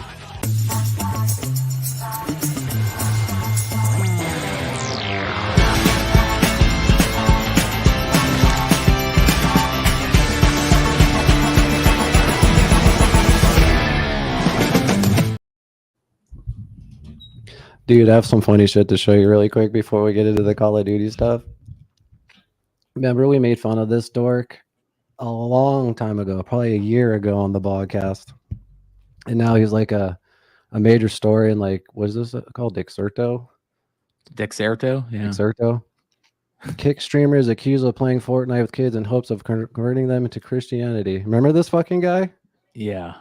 This guy's fucking TikTok or his content is so fucking creepy because he literally just targets little kids, and then he like tries to like become friends with them, and then he's like, oh, you know anything about Jesus? And he starts like talking to him about the Bible and shit. It's fucking nuts.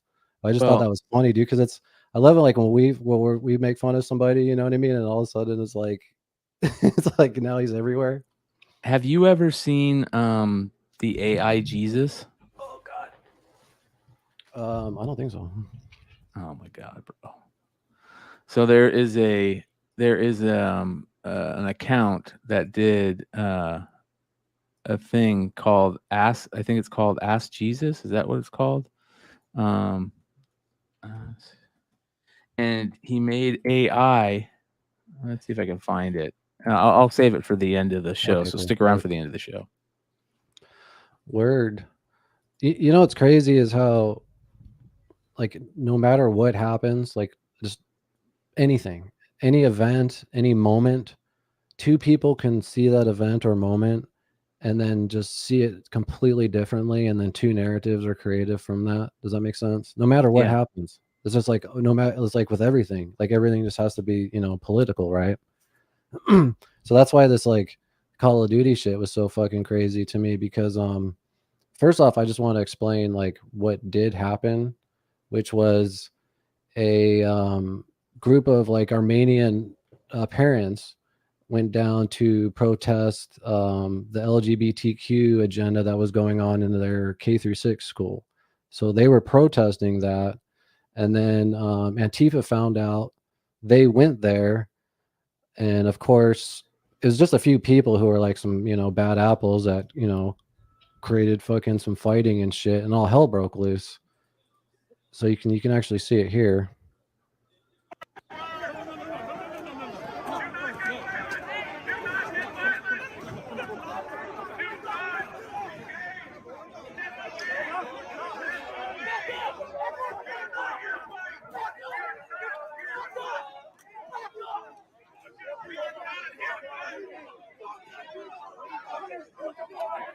So this is an example of an event happening, and then two different narratives that are created. Now, in my opinion, what happened is that these families went down there to protest the school. They weren't protesting anything anti-LGBTQ. They were just protesting the stuff that was going on with the schools, as far as the books and the things that were being shown to their kids and stuff. And they were peacefully protesting actually down there before Antifa showed up, right? So of course, the media paints this as Armenia families are anti-LGBTQ, you know, protesters down there. It's like, no, that's what don't happen at fucking all. So it makes me wonder, it's like, if you're like a big streamer or someone with like a lot of followers or a following, like how responsible are you to when you look at an article or an event, to look into the event before retweeting it? You know what I mean? And just going with what the headline says. Like, we're fucking guilty of that, right? You just read a headline, you don't really look into it, you just agree with the headline, and then you find out the headline's bullshit, right? That happens all the fucking time. Yeah. So there's a guy, his name's MLG Puckett. I want to show you actually. And I've been following this dude, MLG Puckett, for years. I could be wrong. I think he started with the Ogres back on the original Halo, but I know he started off as a player, but quickly turned into a streamer. I mean, a commentator, commentator, a gaming commentator for MLG, and now he's actually part of like Call of Duty, like the Call of Duty scene, the Call of Duty tournaments, and all those things like that. Dude, right? he was there for 15 years with MLG. Wow. Oh yeah, dude. He's like an MLG OG, right? And he's still in the game. Actually, let me show you his Twitter.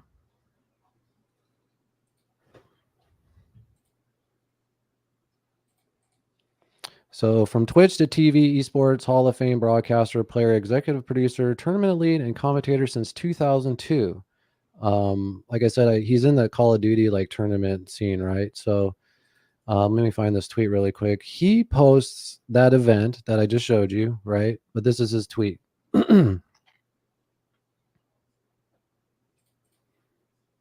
This happened 4 blocks from my Overwatch. God damn it, I hate that happens. Yeah. This happened 4 blocks from my Overwatch League tournament. Americans are in a sad place right now. Let people love who they love and live your own life, which is fine. I believe everything he says in that statement. What I don't agree with is his fucking headline: anti-LGBT protesters attack pro-LGBT demonstrators outside of a Glendale, California school board meeting. That's not what happened. The Armenian families were down there first, protesting the agenda in the schools. Antifa, it was actually this crazy motherfucker from San Diego found out about it, went down there and started protesting, and then all hell broke loose. You know what I mean? And I don't agree with any of this bullshit, this fighting bullshit, right? But of course, people are going to get heated in these moments, especially when fucking kids are involved. So speaking of kids involved, Nicmercs, who by the way is a famous gaming streamer. If you're into gaming, you kind of just know who he is. I've honestly never watched any of his streams or anything, but he just makes a tweet that says they should leave children alone. That's the real issue. So I'm watching this all unfold in real time. I'm like, and right away I'm like, this is bullshit. You know what I mean? Like this is motherfucker look into this shit before he tweets it. And then I see Nicmercs. I'm like, yeah, he's right. That motherfucker's right. And then Puckett just fucking shits on him. Who is they and what lip turtle X is everyone afraid of? I hope, blah, blah, blah. As a dad, I'm struggling to see the harm. Gay doesn't equal pedo. And then everyone there's this one guy, but everyone just kind of starts piling him on him. Like W Puckett take. This wasn't about a Pride Month vote. You know what I mean? This and that. Did Nick respond to him? Can you show replies under that? Go back up a little bit. Oh, click. Like show replies. Yeah. Under the Puckett COD champs. Yeah. There you go. What does it say anything? I don't think he did. But I'm watching as this unfold during that day, the Twitter mob going after Nicmercs, right? Mm-hmm. So then I'm kind of like, man, I feel fucking bad for him. You can't say leave the kids alone out of this. Like that's a pretty, I don't know. Like I don't even have kids, but I think I don't see the harm in saying anything like that, right? Yeah. So then sure as shit, I go back on Twitter like an hour or two later. So Nicmercs has a bundle where you can like download a skin of him or something like that in the game. Call of Duty, play as Nicmercs, yeah. Yeah, Call of Duty tweets out, due to recent events, we have removed the Nicmercs operator bundle from the Modern Warfare 2 and Warzone store. We focus on celebrating Pride with our employees and our community. And I'm just like, what the fuck? Are you kidding me? Of course, most of the Twitter mob is like, fuck yeah, fuck it. He's some of the worst tweets that I saw were that's his tweet was a Republican talking point. And that's like, you know what I mean? Like, that's just, it's like, what the fuck? Like, you can't have like common sense now. It turns into like Republican talking points. You know what I mean? Like, it's just ridiculous. So anyway, sure as shit, bro, it completely fucking backfires on Call of Duty and Activision because an all-out boycott and all-out hell breaks loose because all the biggest streamers in the game, Tim the Tat Man, he actually had a bundle. He was like, I'm with Nicmercs, I stand by my homie with that, remove it please. Dr. Disrespect, he's like, he uninstalled the game. Just all these major streams, like, and then all of a sudden, dude, like the COD comments, let me find a couple of them now, dude. They deleted they're deleting their tweets because they're getting ratioed so fucking bad. Everyone's just like uninstalling the game. You know what I mean? Everyone's calling them Call of Groomers. Wow, dude. Show you some of this shit, dude. Yeah, Nicmercs is gonna get a lot of positive popularity out of this, dude. He has, because it's became major news stories on like Crowder, you know what I mean, like it became like a big huge like news story. So and he even not him, but someone mentioned how his Twitter followers just like completely blew up after all of this, you know what I mean? So it's just crazy that you can't make a simple statement like that without originally. And the other thing is really quick, I want to show you, he actually stood by his statement. He actually tweeted after that. He's like, friends are created in good times, but families are built through adversity. Appreciate all of you that have my back, understand my position as a new father, and recognize the love I have for all. Ain't no hate in this heart, P&L. And that's like his bundle right there, you can see back there. But he stood his ground. He didn't he had a backbone on it. He didn't apologize to the mob. And now I don't know what's going to happen with Call of Duty. From my understanding, Activision, aren't they under the Blizzard flag, or they have a relationship or something like that? And I thought they were. I thought they were. I'm not sure though. I want to see what Dr. Disrespect said. You know what I mean? Like I want to. Yeah, I'll wanna pull that find up here. his. Yeah, pull up his tweet. Yeah, I got it right here. All right, here we go. Oh, wait, hold on. Oops, didn't mean to grab the wrong one. All right.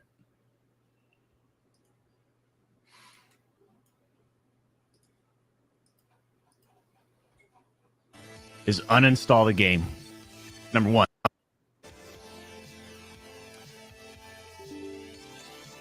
Is uninstall the game. Number one. I mean, don't get a mistaken. This year's Call of Duty is the worst in its franchise. But that decision by COD's PR marketing team, I'll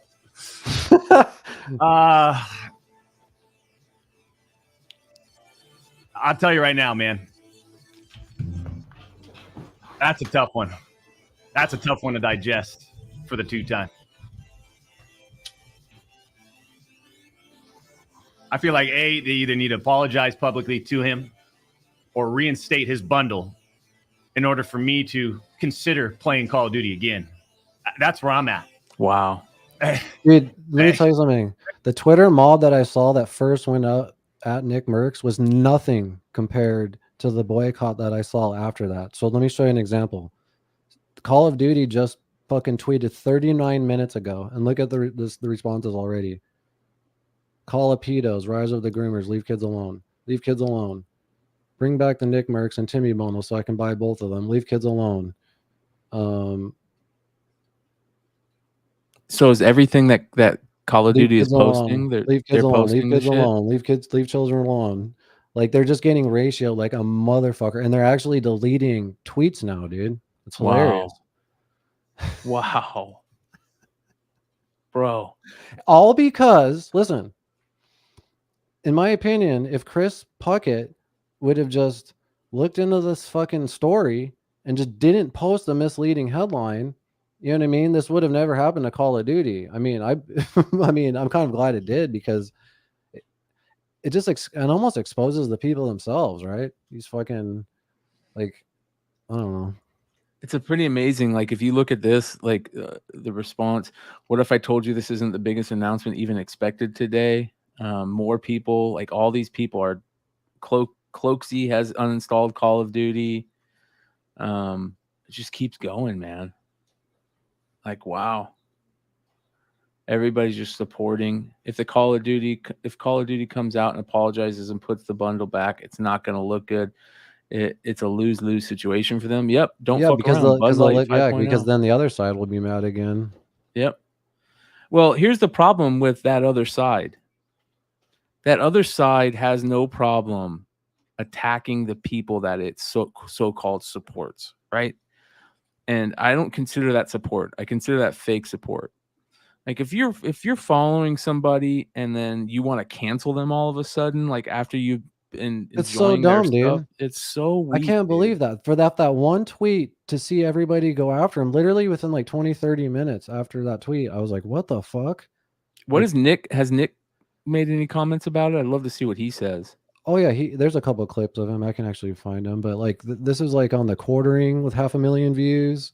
All kinds of every like major gaming site, you know, even like I said, like it was on like Crowder, some of those bigger like right-wing sites and content and shit like that. But yeah, let me find a Nicmercs talking about it really quick. Wow, he actually just says how because he said I guess he was just like recently a father now. Yeah. So he's coming from the side of you know, being a new dad and shit, right? Shout out to Sean. He says, I just realized that one of the worst things that happens to me is when I let my phone die during the Bogcast and have to wait for the 4% gains for it to come back on. That's funny. That is funny. Shout out to everybody that's watching on Rumble. Shout out to Brad Selden. He's checking us out over there. Appreciate you, brother. And Revan LB watching on Rumble. Appreciate you. If you guys are watching on Rumble, please follow us if you can. We're trying to get to that 100 follower mark over there. So if you're not even watching us on Rumble, here's a link to our site. So come check us out. I'll drop it in the live chat. Here's like one clip I found so far. I hope you feel a little better about it. I didn't mean to upset anybody. I know that I did. I'm not apologizing about the tweaks. I don't feel like it's wrong. I'm gonna stand by what I said. I'm not gonna delete the tweet. You know, I just want to make sure everybody understands exactly the point I was trying to make by tweeting my. I hope you feel. Wow. Good for fucking him, right? I've always liked Nicmercs, dude. I always thought he seemed. Dude, like I after all this shit, dude, I followed his stuff immediately. Yeah. 'Cause I was like, fuck yeah. Anyone that has a backbone to this shit, dude, I'm a fan of, dude. I'll support that. Yeah. So anyway, you still hitting the wedding cake, or I haven't seen you hit anything this whole episode, dude. Well, because I fucking went and smoked a blunt before the show, bro. Oh. I need to actually go smoke more of said blunt. And I can actually do that while we talk, which is nice. Shit. Why? Oh, through your fucking phone? Mm-hmm. It is coming up to the second half of the show, I imagine. Yes, sir. I have actually some funny ass shit to show you, dude.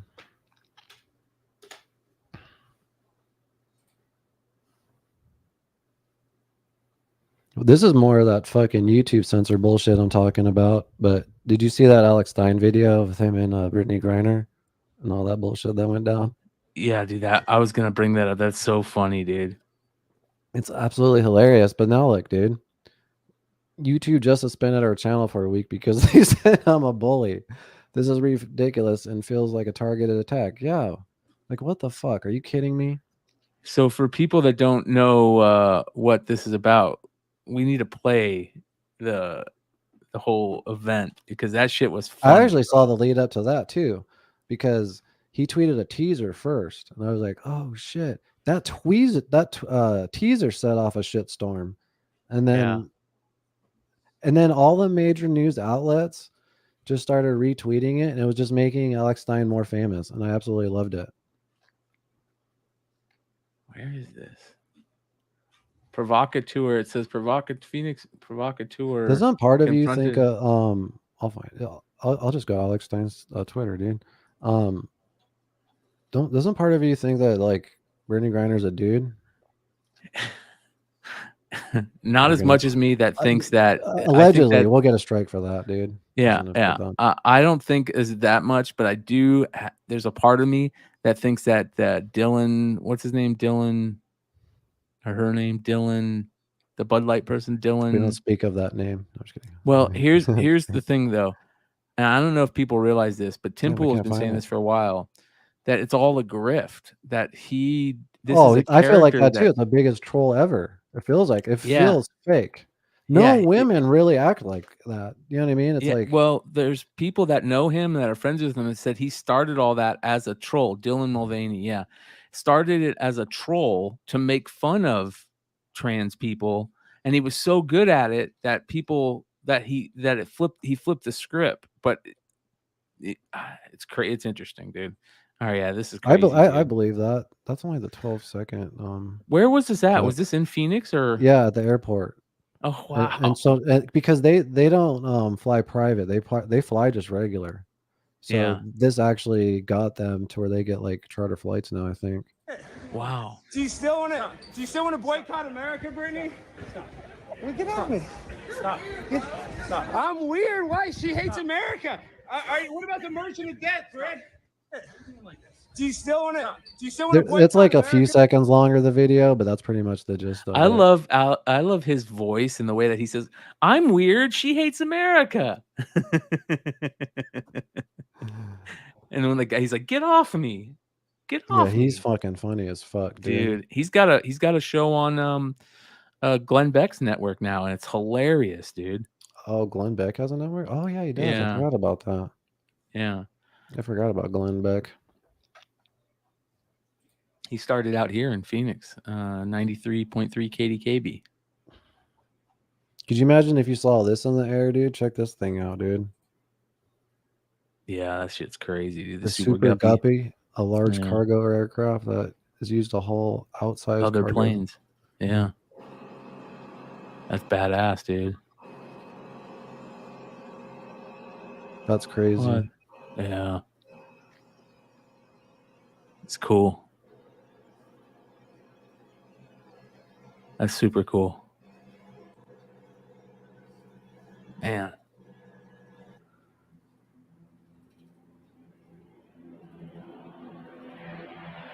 That's badass. That's actually pretty cool. Yeah. Ah, shit. Pimp on a blimp coming in hot. I love Alex. Alex Stein. Did you watch the new Flash movie yet? No, has it? I don't think it's come out yet. No, it's out because everyone's Is it shitting out? on it. Yeah. Oh, really? I see a lot of people that I like that Nerdtronic dude, and Because just everybody else said it's so good. I guess a lot of people are saying how it's kind of close to well, it's unfortunate that it came out at the same time as another multiverse movie, you know what I mean? And people are kind of getting sick of that, especially like Ezra's character being annoying, and I guess you have to deal with two of them, and they're just this. I don't even know why I'm speaking of it because I never watched it. I'm kind of just relaying things that I saw about it, but I know everyone was kind of hyped for it, but I didn't realize all the drama leading up to it. Like it went through all these different directors, dude. That's crazy. Mhm. Oh, Sam yeah. Raimi, Mark Webb, Ben Affleck, Jordan Peele, Matthew Vaughn, Robert Zemeckis.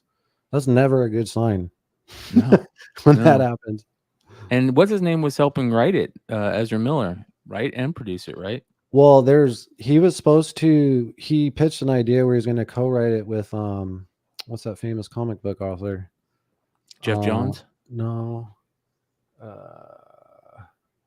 Fuck, I can't believe I can't say it. It's one of your favorites too. He was Frank supposed Miller? to co-write, was it? No, not Frank Miller, somebody, but like Warner Brothers or DC or whatever turned it down. Oh. Which is crazy too. Speaking of Warner Brothers, apparently there's rumors they just gave Christopher Nolan this really big, huge tenant bonus, kind of apologizing for the whole streaming fiasco. Because I know if you remember, Yeah.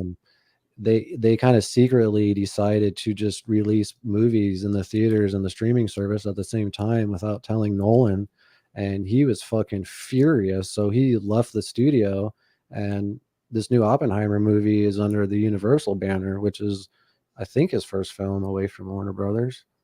Yeah. Wow. So, but they want him back, obviously, because Warner Brothers Hell is a yeah. fucking shit show. Yeah. Yeah. Well, we'll see what James Gunn can do. No, I'm just with some really, stuff. when you do watch it, dude, I'm interested to see your opinion on it. But speaking of James Gunn, Michael Rosenbaum, the dude that played Rosenbaum, yeah. Rosenbaum, the guy that played Lex Luthor. Mm-hmm. You've seen his podcast, right? Yeah. He just had James Gunn on, and James Gunn was like, "This is the only podcast I'm doing because we're old homies." I guess they're like old friends. And it was a really good pod, dude, especially for me, like being into filmmaking and all that stuff, and him talking about his workup and all that stuff. So if you're into comics and all that shit, I highly suggest watching that. Yeah, for sure. Michael kind of did a seemed like a Snyder diss on his take of Lex Luthor, because he's like, promise me you're not gonna make him, this crazy, like, you're gonna. And then James Gunn straight up told him, like, you played the best Lex Luthor, you were the best one. And he's like, really? Are you just saying that? It's like, probably. Yeah. But you could tell they were old homies because he was at like his bachelor party and shit, and so. But now he's in charge of DC. That's crazy. It is. Crazy. Yeah. One of the interesting things that he said about it is the thing he didn't realize he was going to have to do constantly is the amount of things he has to say no to, because there's like only so many things you can do, but there's so many projects coming at him that he wants to do, but he has to say no to. And it's like, that sucks. Yeah. Isn't that all controversial, dude? Because like how he ditched Henry Cavill or said, I don't know how much his hand was in that, but then they're allowing Ezra. Like, yeah, it's weird. It doesn't make any sense. Yeah. Like, what the fuck is going on? Yeah. I imagine somebody was like, hey, listen, we can't shelve another movie that's already been made. We've put too much money behind this. We have to recoup some money behind this. You know, act like it's really good, because all the people that have in the inside that have said that it was really good, and that was why that they decided to stick with it. Oh, Flash. Yeah. Yeah. I mean, looking back, it's probably cheesy as fuck now, but I actually enjoyed those first few seasons of the Flash television show back in the day. You probably think that's cheesy, huh? The Grant Gustin shit. No, I like that Flash TV show. I thought, like, I know the graphics are cheesy on that, but it was good for that, like a television show. Dude, that show was great, bro. That show was amazing. It was way better than Arrow, in my opinion. Oh yeah, Arrow was definitely like way cheesier.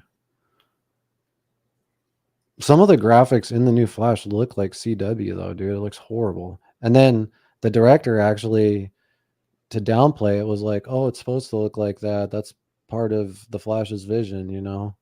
Like, what the fuck? No, it's just shitty fucking CGI graphics. I'm bullshitting on this movie that you wanted to like.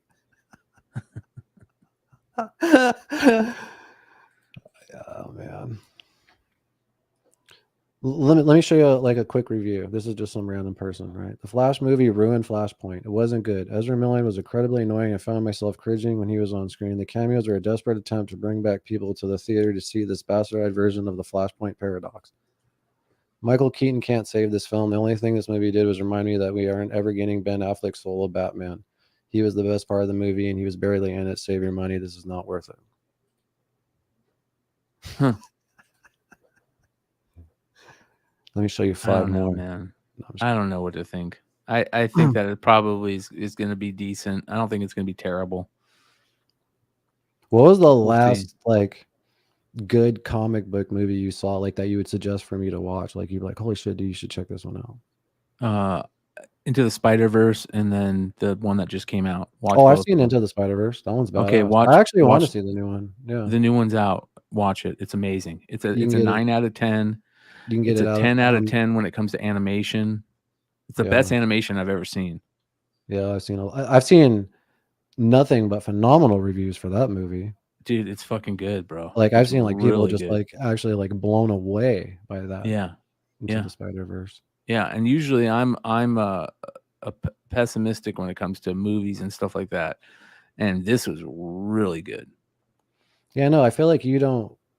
I remember when I was really like into the comic book stuff and the movies, at least, like you didn't seem to really even care to watch them, or I'd be all excited to talk to you about it, and you'd be like, "Oh, I haven't seen it yet." I'm like, what the fuck? Yeah, dude, it's been really bad lately, but it is what it is. Have you seen well, first of all, the AI Jesus? Oh, you found Check it? this out, bro. This is crazy.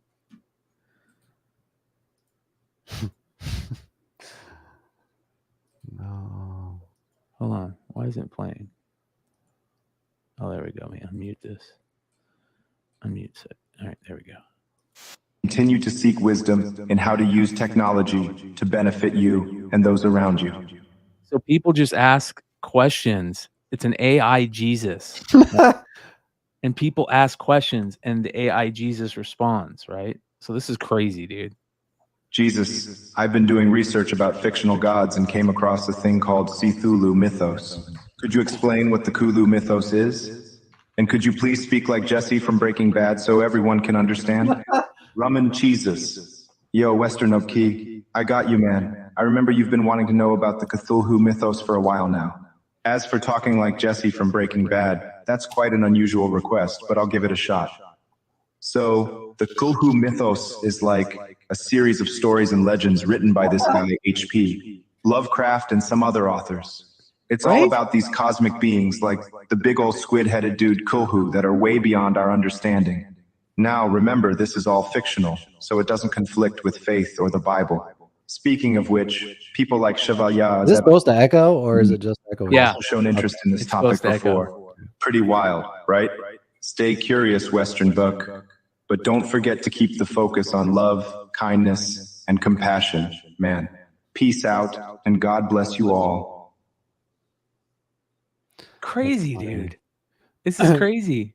You know that creepy dude that like Jesus. raised... Hello again, my... I'm sorry. Go ahead. No, go ahead. You play it. I'll tell you after. Oh no, it's just going. This is live. It's just that's playing, live? Yeah. Yeah, this is live, bro. People are asking questions right here. This guy Ask us just something.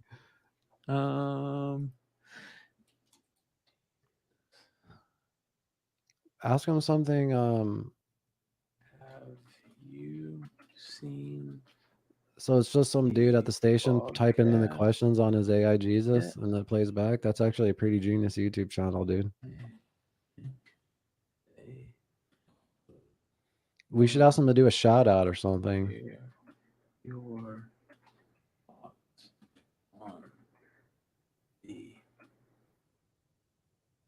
on the what? On the David Grusch interview?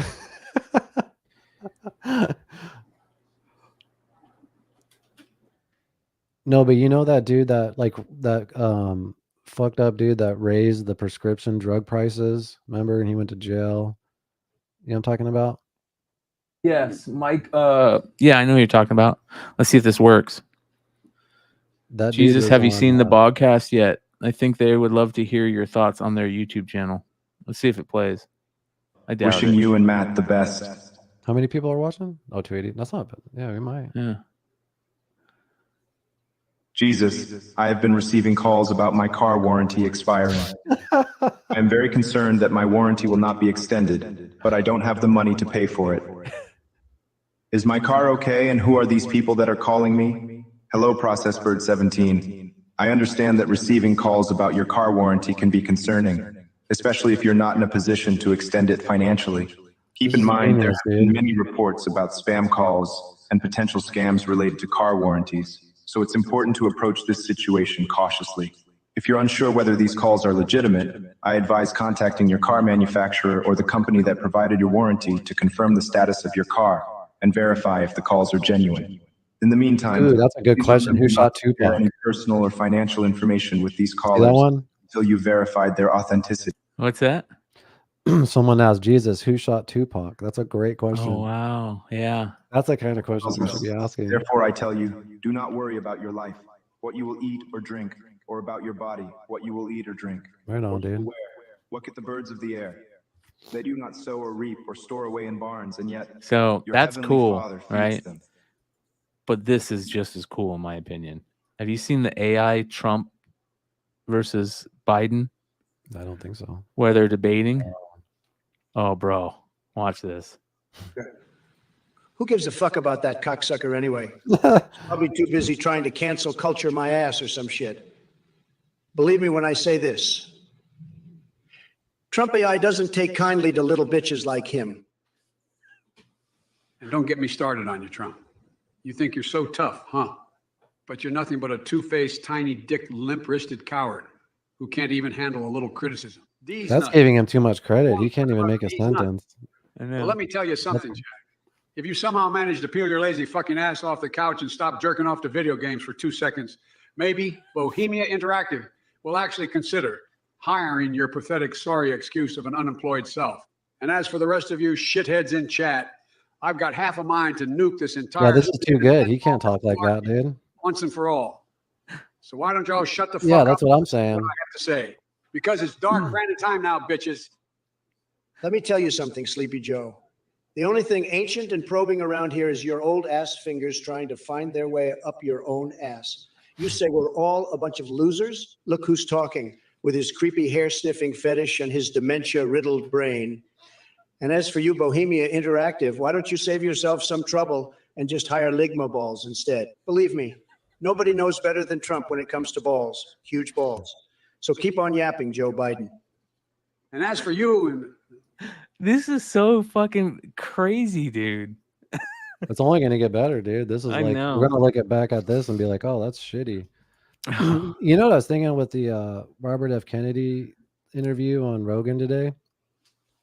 Could you imagine what a hilarious disaster shit show it would be if Joe Biden was on there without his teleprompter and anything, and he couldn't talk or say anything, and Joe Rogan would just be like, "What the fuck?" You know what I mean?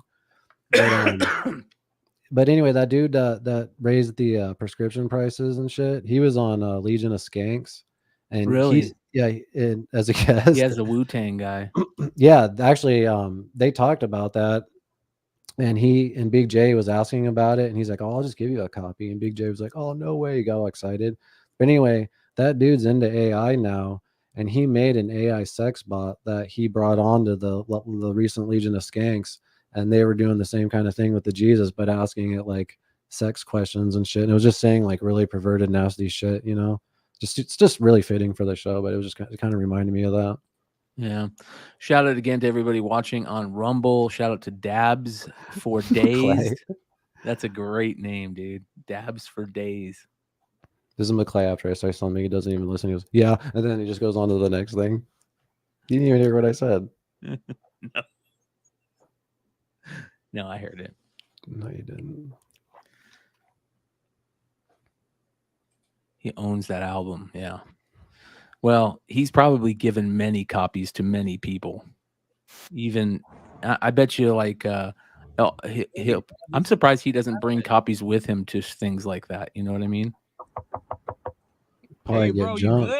Yeah. What's going on here? Some crazy shit. This dude crashed his car. But watch. Yeah, my boy. Hey, bro, Is he passed out?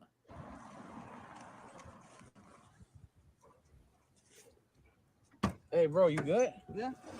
Get out, bro. Get out, because you just fucking crashed, bro. Damn, fool. You work overnight, huh? Yeah, yeah. Damn, bro. Yeah, my boy, you just crashed, bro.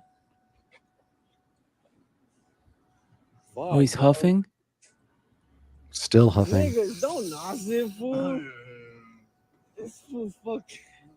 I'm fucking weak, bro. My boy nodding it, bro. Nigga said I don't give a fuck. Bro, stop it, bro. You look hurt. Oh my god, guys. Bro, somebody check up on your homie. Fucking... That's fucked, dude. That's sad. That is fucked. Wow. Have you ever seen the dudes that huff paint? Yeah, they're fucking... That shit's crazy, man. That shit's super addictive. Yeah, no, I saw a little thing on his guy that like he lived at the dumpster behind like a paint shop because he was just getting endless paint, and then his brother went down there to like try to save him and bring a bag. He's like, "I'll help you and give you money," but he was just literally so addicted to huffing paint that he just loved living back by this dumpster and huffing paint just all day, all night. It's sad, dude. Super sad. Yeah. Fuck, dude. It's just like the reason why that shit just scares me, because it's like when you drive, man, like I think because when I had to take those DUI classes because my dumbass, you know, well, actually mine was actually for cannabis, but still, and they say like 70%, 75% of people are under the influence of something when you're driving around, whether it's some, you know, whether it's Xanax, prescribed Xanax, to, you know, any kind of medications, to alcohol, to fucking huffing shit. That's crazy, dude. Yeah. Fucking really crazy, dude. It's scary is what it is. It's sad. It's... Man. This might cheer everybody up. Hang on, I got something to cheer everybody up. This is crazy. Oh shit. An eagle with a fish? Yeah. Shark, is it a shark? Yeah.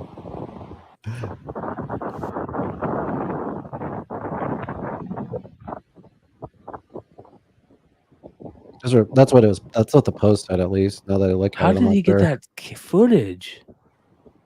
Yeah, no shit, huh? I mean, I don't know. Wow. He's on like a paraglider or something. Yeah, maybe. Yeah, that's a great fucking question. That is nuts. Well, speaking of flying animals at the beach, how about some seagull action? This guy wants to feed some seagulls. Okay. He's going to feed a seagull.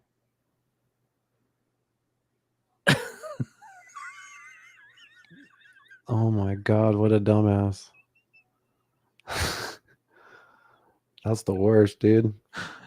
I got shit on in my backyard like 3 weeks ago. Just sitting there, just bird shit on my leg out of nowhere. My girlfriend said that. At least it wasn't on your mouth. I know. My girlfriend said that's supposed to be good luck. Yeah, it could be. It could be. You want to know Hey, what else?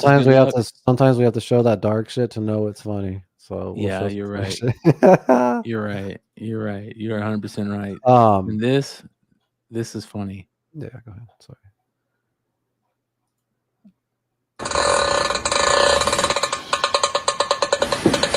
What? You farting?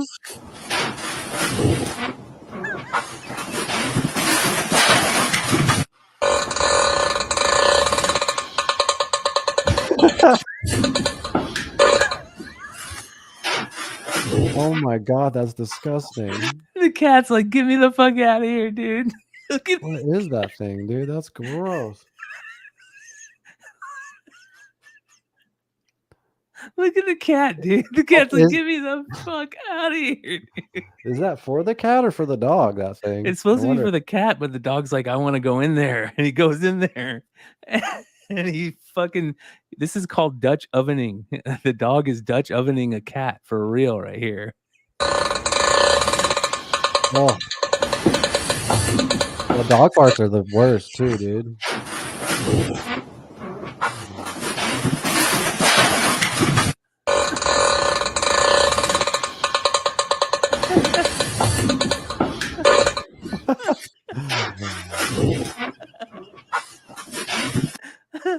I'm surprised somebody hasn't done like a voiceover on this, you know? Oh, I'm sure Like on with the TikTok cat, like, it's- get me I'm the sure fuck it's out of here, dude. duetted Come on, TikTok, let me. dude. Oh man.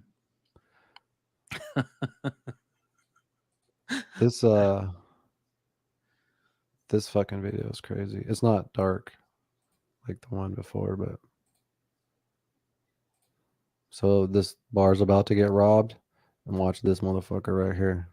Nothing bad happens, by the way. Some of these videos bring up more questions than answers. They're getting robbed. Robbed at rifle point. Everybody else is shitting themselves.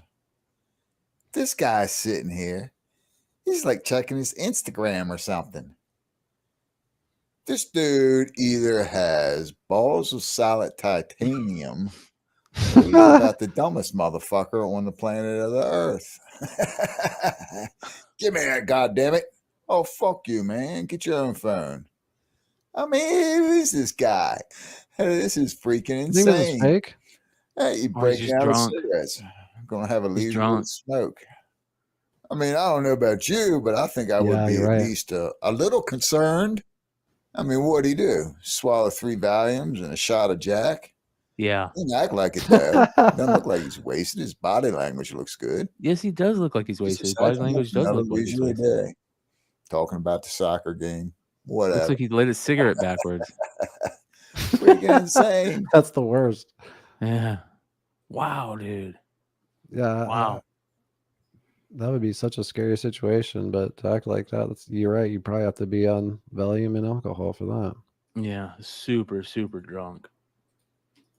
By the way, we've all been in situations like this in our life many a times. It's a sad situation. When I smoke my stash in 3 days and now all I have is roaches till payday. Oh, dude, when you're like super broke, that's the way of life. Yeah. And you know what? I take that back. They're great. Even They when you're smoke not, crazy. yeah, like that's like the best because it's usually a bunch of different strains. They're resonated, and you put it all into one nice joint or or blunt. Yeah, that shit's all. I love doing that actually. Yeah, it's Cheers, super hard. everybody. That's awesome. You know what's crazy, dude, about 2023? You know what I mean, and all the crazy nostalgia shit that, especially we used to be into more so. Like if you told me fucking 15 years ago a new Indiana Jones movie was coming out, I would have been stoked, right? You know, like fuck yeah, new Indiana Jones. But now, dude, I don't even give two shits of even watching it. Do you? No. It looks like I don't give a shit. With Yeah. that said, I believe this is at the premiere. This is pretty fucking dope, and this is pretty spectacular, especially for a premiere. I just wanted to show you this. During the premiere, they didn't know. Non-motherfucking Williams. Could you imagine that, bro? I'd be like, holy shit.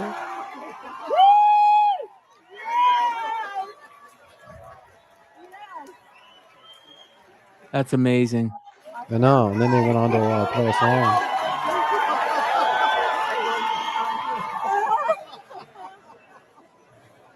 That is so fucking cool, dude.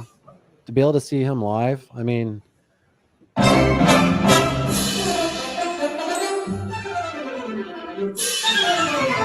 got goosebumps, dude. That's cool. I love that fucking shit, dude. That's super cool. But like I said, I don't really care to see that movie. We've talked about sea monkeys many times on this channel before. As a matter of fact, this guy might be the guy that got us to talk about it. But I saw this. I thought this was interesting. Oh, is it that sea monkey channel? I love that channel. Yeah. Keeping live animals trapped inside of a keychain a good idea? Well, apparently sea monkeys... Whoa, I didn't know that's what he looked like. ...when they decided to release the controversial sea bubble. It's a keychain aquarium designed to house your pet brine shrimp. It's somewhat reminiscent of those markets in Asia that sell keychains with live animals trapped inside them. But there are some key differences. The sea bubble isn't supposed to be a permanent abode for your sea monkeys. Instead, it's just designed to hold them temporarily for a few hours while you take them to a party, along with your sea monkey's aquarium wristwatch. That watch is sick. Necklace. So, what do you think? Pretty cool. You know what's funny, right? dude? I guess, I mean, who cares? It's just kind of a spoiler, but it probably never happened. Nothing will ever probably happen with it. But that script I was writing with the Egyptian Green Wizard, I had your character like he's like there's a scene where you're transporting sea monkeys from your watch into the aquarium. I just thought that'd be a funny like character trait. Like you just love sea monkeys, and everyone's like, "What the fuck?" Yeah, yeah. Dude, if this rumor is true, I've been trying to look into this. Maybe chat or you can help me verify this. But this could be what brings me back to Star Wars. Okay. I think I'm about a week late on this news, but George Lucas is reportedly someone that could be an option to buy back Star Wars or Lucasfilm from Disney. This comes from Doomcock on Twitter. I don't even know if I could say that, but multiple sources saying offer from Lucasfilm from an individual is on the table. Is it George Lucas? I mean, when you look at history, it's been done with the Power Rangers. The original owner bought it back. To be honest, I wasn't really expecting the response that everybody was given to this, and a lot of people are not for it. A lot of people want things to keep going how they're going. Fuck no. I grew up on the prequels. I don't want them to keep going how they're going. I think Star Wars has gone to shit, if I'm being honest. There's some good moments, but the bad moments, in my opinion, kind of outweigh the good moments. There's not really much going on. And George Lucas is the fucking creator of Star Wars. Why wouldn't you want him to have it back and continue writing his story? Does he want to come back? I don't think he does, but I kind of hope he does. That's my question. Why would he want to come back? Like, why not? Why would he want to buy it? At least I understand why he would want to come back and maybe like help Dave Filoni do some writing and stuff. If he got it back for cheaper and it was such a deal, you know what I mean? Yeah, but how could he get it back for cheaper? There's no way. Yeah, I don't know. Well, because Disney is struggling. I mean, they're losing hundreds of millions of dollars, and they're losing Disney Plus subscribers. All their movies are flops. The Little Mermaid was a flop recently. Anyway, I don't know if this is true or not, whether it is or not. That is what would bring me back to Star Wars, dude. If somehow George Lucas got it back, he's so rich, dude. He could have a whole team, just hire Dave Filoni to run the motherfucker. Be like, hey man, these are my like treatments. This is that. Just stick to this, but do whatever the fuck you want. All the Disney shit's non-canon now. Redo 7, 8, and 9. I'm back. Yeah. 7, 8, and 9 sucked. I agree with you. I agree with you. I agree with that guy. I don't understand why he'd want to come back. Fuck 9, 10, or excuse me, 10, 11, and 12. That's gonna suck. And then the chick that's directing the Acolyte show or whatever, she's talking shit about George Lucas. Like recently. Like, what the fuck? Yeah. What are you doing? Yeah. Shout out to Dabs for Dave, who says it's because they are mega bajillionaire broke. Yeah, exactly. Disney being broke. I don't know, dude. I'm until I see Ahsoka, my thoughts on Star Wars is closer to where you're at, Keith. Not really, because you still watch it. I haven't watched that shit for like 3 years. Yeah, it's been so bad. And this is why, because they just do these weird. Well, here's something interesting. Supposedly, for Mandalorian season 4, they're bringing back Boba Fett. So my thoughts on that is like, if you're gonna bring him back, you have too motherfucking late. Yeah, it is too fucking late. You're right. Dude, we have clips of us talking about how bad they fumbled that bag on that show, dude. He was like second to his own fucking show. There's a whole episode he wasn't even in it, and that was the best episode. Like, what the fuck? Yeah, the man. You said some of the best points ever when in some of our older episodes of us talking about it. Like, he should have just been like that Boba Fett we grew up with, like that ruthless, just fucking bad bounty motherfucker. Yeah, like we didn't get any of that. Yeah, Dirty Harry. Yeah, should have been in space. Dark. Dirty Harry in space. Yeah, yeah. I thought this was kind of cool, dude, because I've been, pretty close to beating Zelda and shit, and I can't stop thinking about that game. To be honest with you, it's like a fucking third job right now. But I thought this was kind of interesting. It goes through the antagonists throughout Zelda, starting with the Legend of Zelda and the original Ganon.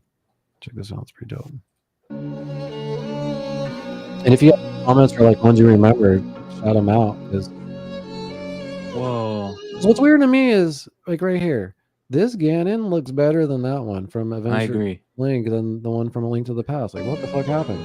Yeah, that's supposed to be 16-bit. Link's Awakening was a great game, dude. I don't think I played that one. That was on Game Boy. Oh no, then I didn't. They re-released that. This one's great. Skull Kid. Yeah. Wind Waker's bad as fuck. Ganondorf has been on most of them, huh? Yeah, and some of these, like, I never played that, so I don't know who that is. Ganondorf gets bad as fuck too. Like, and look at him. Yeah, he's real bad in the new one. What's the difference between Ganon and Ganondorf? There isn't, right? It's the same character, yeah. Okay. Just kind of Yuga. Rebrand him in a way, I guess.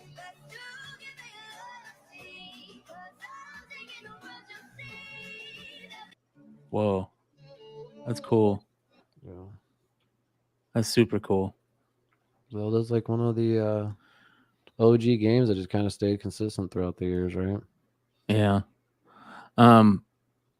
I want to go back and play all those Zeldas because I heard that you can get a what do they call that when you emulator? Yeah, an emulator. Yeah, you can get every single fucking game on anything you want, whether it's your computer, they sell little handhelds you can buy, little cheap ones. Yeah, it's pretty crazy.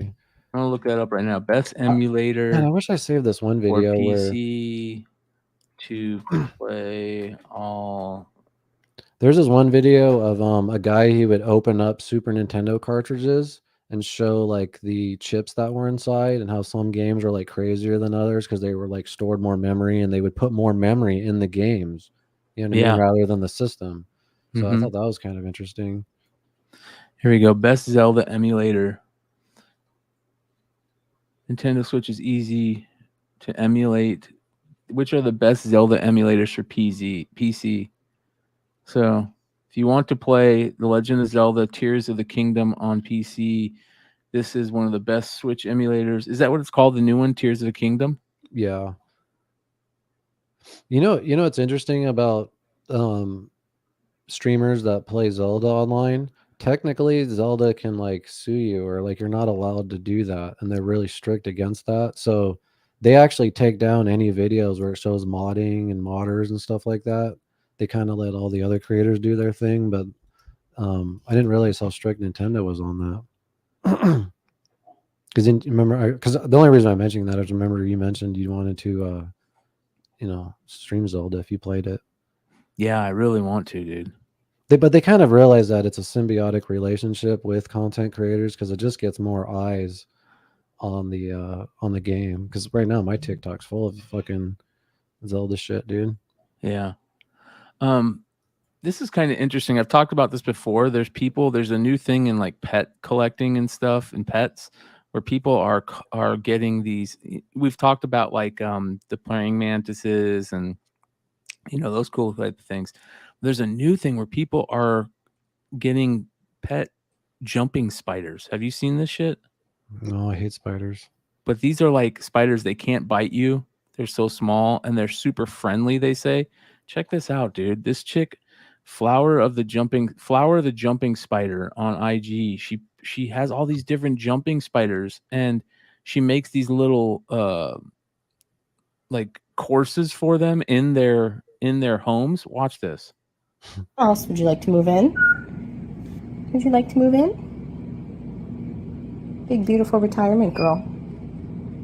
What do you think? Go see it. You can do it. Go ahead. Whoa, don't fall. Watch Go this. see. Yeah. You climbing up the steps like Rocky? Go ahead.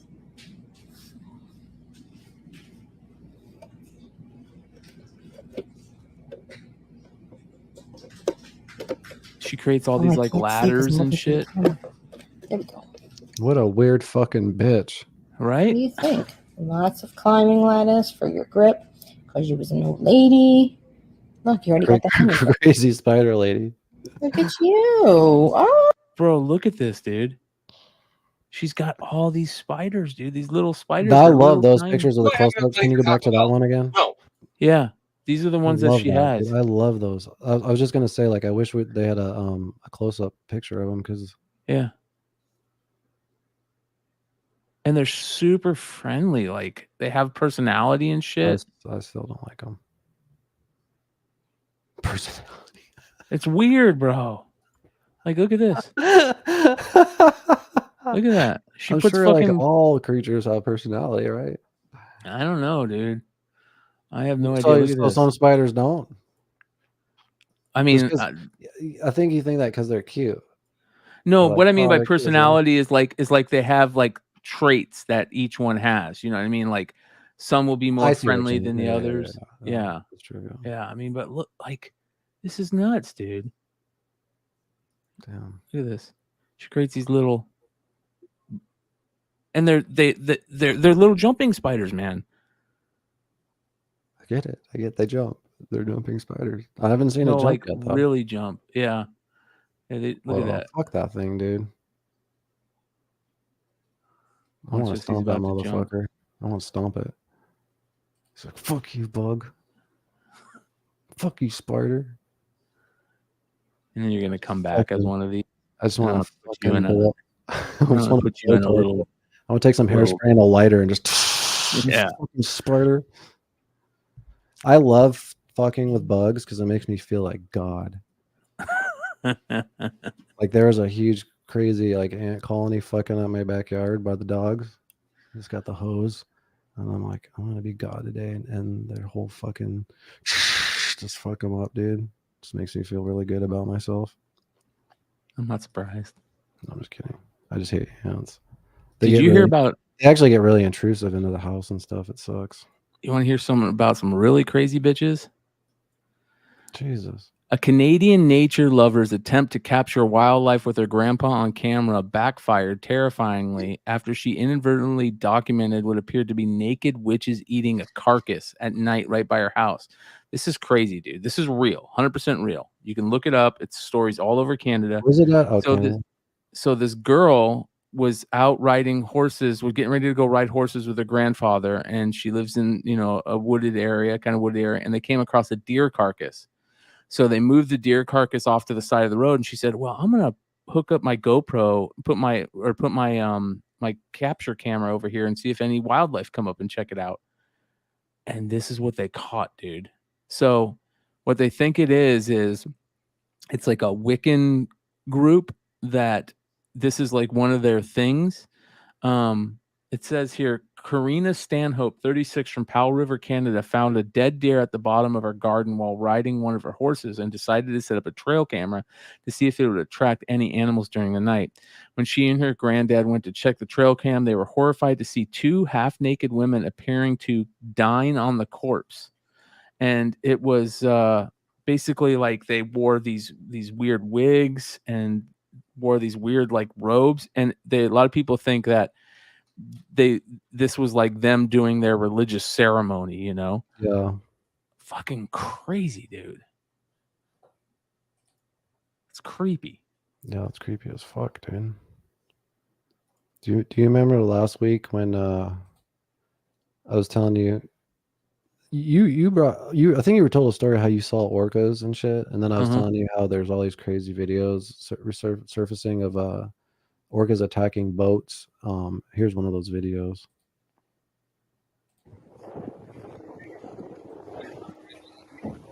Whoa.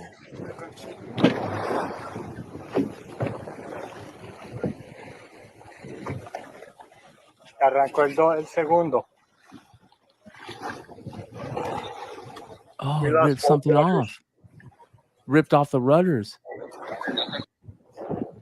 And this is apparently this is happening everywhere. There's like several accounts of this happening where orcas are attacking boats. There's another video I found. I thought this one was it actually, where the boat actually starts sinking. It might have been that this video, but the water gets into the boat and they actually have to call for help. They get saved and shit, but like I think it was like 4 orcas that start doing that to the boat.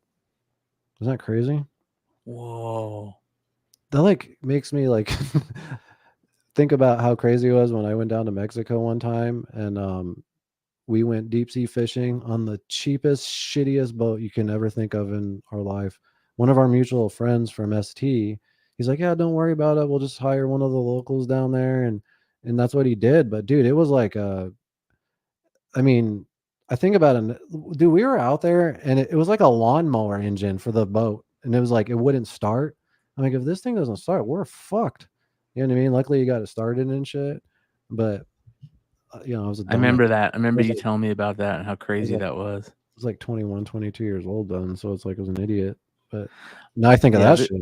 Blackfish is crazy. That movie fucked me up, man. That's a fucked up documentary. And then there's also that guy, I always forget his name, but he's all about like saving the whales and the orcas and shit. He's been on Rogan a few times, like Paul Nimerc, is it? Yeah. Paul, yeah, he does the big boats. Yeah. Go out and he's always putting these marine places on blast, like showing like GoPros of like just them swimming in the smallest pool ever, and you're like, fuck. Yeah. Sucks, dude. Yeah.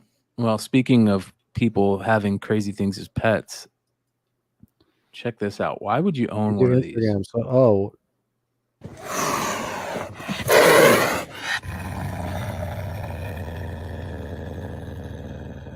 is it playing or is it being mean? I can't tell because everything she posts, this thing acts mean. like this, dude. And is that? Is that it's a exotic cat. It's like a lynx or something, or yeah. Check this shit out. Watch this, dude. Hold on, let me show you some of these. Just fucking pissed always. Always. Oh my god, dude.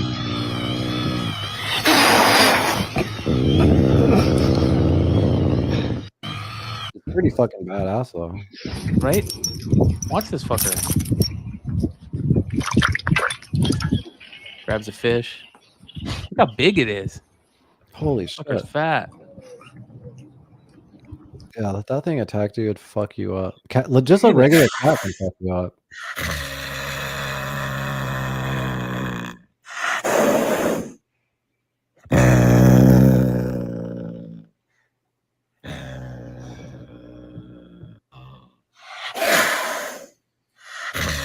Like you can't tell because it's wagging its tail. It's like, what the fuck? Yeah, because you know, little Gertie, like when you play with her, dude, she starts making the most monstrous evil noises you ever heard in her life. She's like and she's actually what they call a reactionary dog because she's insecure, you know what I mean, and has anxiety. So when we walk her, if there's another person walking by with a dog or whatever, she'll just start like going attacking it. It sounds evil, but it's just her way of like reacting to the situation, right? Because she has anxiety and shit. So we always have to tell them like, yeah, she's friendly, I promise, she's not a monster. But she sounds like probably the evilest dog in the world, dude. It's crazy. Even when she's playing, you know. Yeah. So it's kind of funny the noises that animals will make. So I see what you're saying. Dude, check this out. This is kind of funny. Well, I don't know if it's funny, but you tell me. They're trying to hold down the scarf. Were sent flying when a freak storm flew through central China's Hubei province. Staff and customers were attempting to anchor the poles of a canopy covering an open dining area, but violent gusts sent the canopy and diners clinging to it several feet into the air. The owner was blown onto the roof and suffered ribcage injuries. No other injuries were reported at the scene. Like, look at this guy. Like, wouldn't you just start letting go right there? Several But feet no, into the air. The owner was blown onto the roof and suffered ribcage injuries. Whoa. No other injuries were reported at the scene. Whoa. I'd let that fucker go. I wouldn't be holding on to that thing. Peace out. Fuck your canopy. All right. Fuck that, dude. Like, that'd be funny. Everyone's helping, but you're still sitting there. You're like, fuck, I'm gonna help him. And then if everyone saw the video, they'd be like, that guy's smart. I would have been like, Clay. Check this out.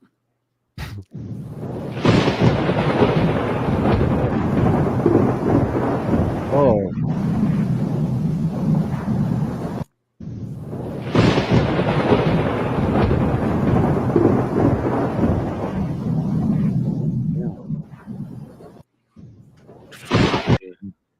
I love those kind of videos, especially photography. It's like a really good snapshot of it. Yeah. The way it like kind of slows down, they can slow it down a little bit so you can see it. Yeah, I wanted to show you what the fuck. Oh, this is fucking pretty crazy, dude. Oh, I've seen this. This is cool.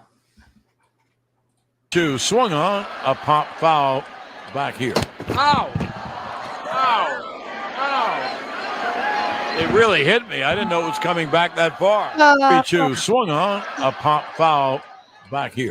Ow! Ow! Ow! It really hit me. I didn't know it was Hit him coming right in the eye. 3-2 swung on a pop foul. That's gotta hurt. back here. So fucking loud. Oh! Ow! Ow! It really hit me. I didn't know it was coming back that far. I can't believe they don't He's have. a trooper. I can't believe they don't have any like protective covering for these old dudes, man. It What are really the hit me. chances? I didn't know it was That's pretty, pretty dangerous. And Like, he holding he the ended ball. the game too. He stuck through the whole game. One of the most he's a famous announcer.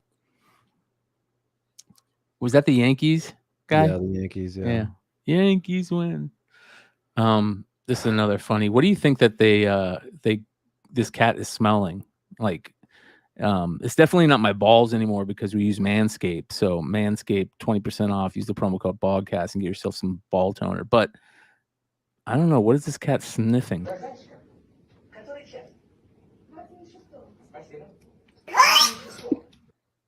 What the fuck?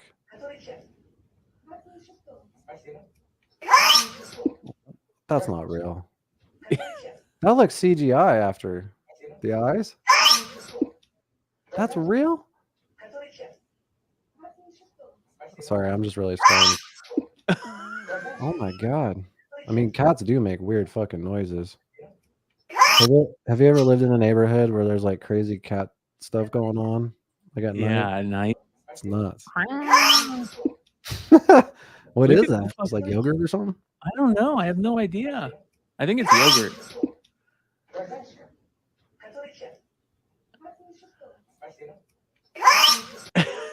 It says when you smell a certain type of alcohol, it reminds you of the time you almost died. Yeah. What alcohol is that for you? Tequila. Yeah, for sure, tequila. Dude, besides like drinking, I think I had like a drink or two the night of the Sound Guy premiere. I haven't had any alcohol since like I think like February of 2020. Not bad. Not bad. Not I bad at all. I wasn't like an alcoholic or anything. I was like, I need to cut one of my vices out, right? Like I'm just this crazy pothead, and I want to drink too. But you know, another one that's like that is Jaeger. I love Jaeger. I've always liked Jaeger. Oh, really? Nice cold Jaeger. Ice cold Jaeger is my drink of choice. Do you remember Aftershock? Oh yeah, yeah. That was the original Fireball. 99 bananas. Yeah, yeah. Banana runts. When was the last time you even drank? You didn't even drink. I drank the other night when I went out to hang out with the Bad Idea crew and Bird City and stuff. Oh, dope. Yeah. Nice. Right on. I think that's 2.5 hours. Nice. Shout out to everybody that watched us in Rumble. Dab for days, still over there. He says, nah, it's like cinnamon with gold flakes. He's talking about the Goldschlager. I was gonna say that one, dude. Remember Goldschlager? Yeah, oh yeah. I remember thinking like, why would anybody put gold flakes in there? And then you realize like how tiny they are. They really are, you know. Like how much gold is actually in Goldschlagers? How much do you have to farm to get like half an ounce or something like that? Or something weighable. How much gold is in Goldschlagers? The actual amount of gold has been measured at approximately 13 milligrams in a 1 liter bottle. As of January 2021, this amounts to 75 cents on the international gold market. So there's only 75 cents of gold in every Goldschlagers bottle. I'd rather just not have it in there and just save 75 cents. Yeah. Do you remember fucking Everclear? Oh God, dude. What is the point of that shit? To get drunk quick. I know. But it's not like fun because you get so drunk so fast. You can't breathe. I used to after like you drink that think shit. like I was cool drinking that, like in high school and shit. And I'm looking back like, what? I was an idiot. Yeah. That shit's like a death sentence. It's like rubbing alcohol. Yeah. It's Cardi 151. I actually like a rum and Coke, like a Bacardi and Coke, because my mom was a big Bacardi and Coke drinker. Not that she was a big drinker, but there's always like a bottle of Bacardi in the house for like a special occasion or events, and I would steal the fuck out of it. Yeah. Replace it with water. So I just had an acquired taste for Bacardi. That's funny. All right, guys. Well, good shit. Yeah, it was a fucking great episode. Appreciate the UFO report. If you have to check out the David Grusch interviews, go ahead and do that. Let me check the poll results real quick. Where's it at? Also, make sure to keep an eye on our social medias, you guys. We have some very interesting stuff coming up with, we're trying to help out Hempful Farms and Chris Martin and Andy, who Andy was diagnosed with breast cancer recently and is just having a rough go of it, getting in the medical fields to help her. So we're going to try and throw up a little video / auction / benefit thing coming up next Sunday. It's gonna be like a kind of a telethon style. I think it'd be cool to like give away a few prizes every hour, and then have some like grand prizes at the end of the show, and make sure we hit that fucking goal. So And if if you have anything that you would like to donate that we can give away, whether you have a business or it's like your art or whatever, just something of value. That way we could also promote your business or your Instagram page or whatever. So it's kind of like just bringing the community together for a good cause, but everyone kind of benefits from it. So Yeah. because Chris and Andy are just so fucking goddamn generous, with their time and just everything. So we gotta do this. Yeah. And make sure if you want to shave your ball sack or make sure it smells nicer, use 20% off promo code Bogcast for 20% off plus free shipping at manscaped.com. What else we got? Make sure if you have a second to follow us on Rumble. We are trying to hit the 100 follower mark on there. Eventually the Rumble chat will be tied in with our normal chat, so we'll be able to pull up the comments on there and stuff like that. So I don't want Rumble chat to feel like they're left out or anything. Make sure to follow us on TikTok. There's one more thing. Twitter. We're live on Twitter right now. Yep. There's one more Hell yeah. thing. I just can't remember what it was. Oh, the just really quick. The poll. Do you believe UFO whistleblower David Grusch? 37% say totally, 33% say no way, and 29% say not sure. So it's kind of split down the middle on that, I'd say. All right, guys, we will see you next week. You have anything else, McClay? Nope. Make sure to sub up if you're not subbed. Hit the thumbs up. That really helps us. And come hang out and tell us what strain you're smoking each week to get some goodies. All right, guys, we'll see you next week. We appreciate you hanging out. You guys rule. Peace.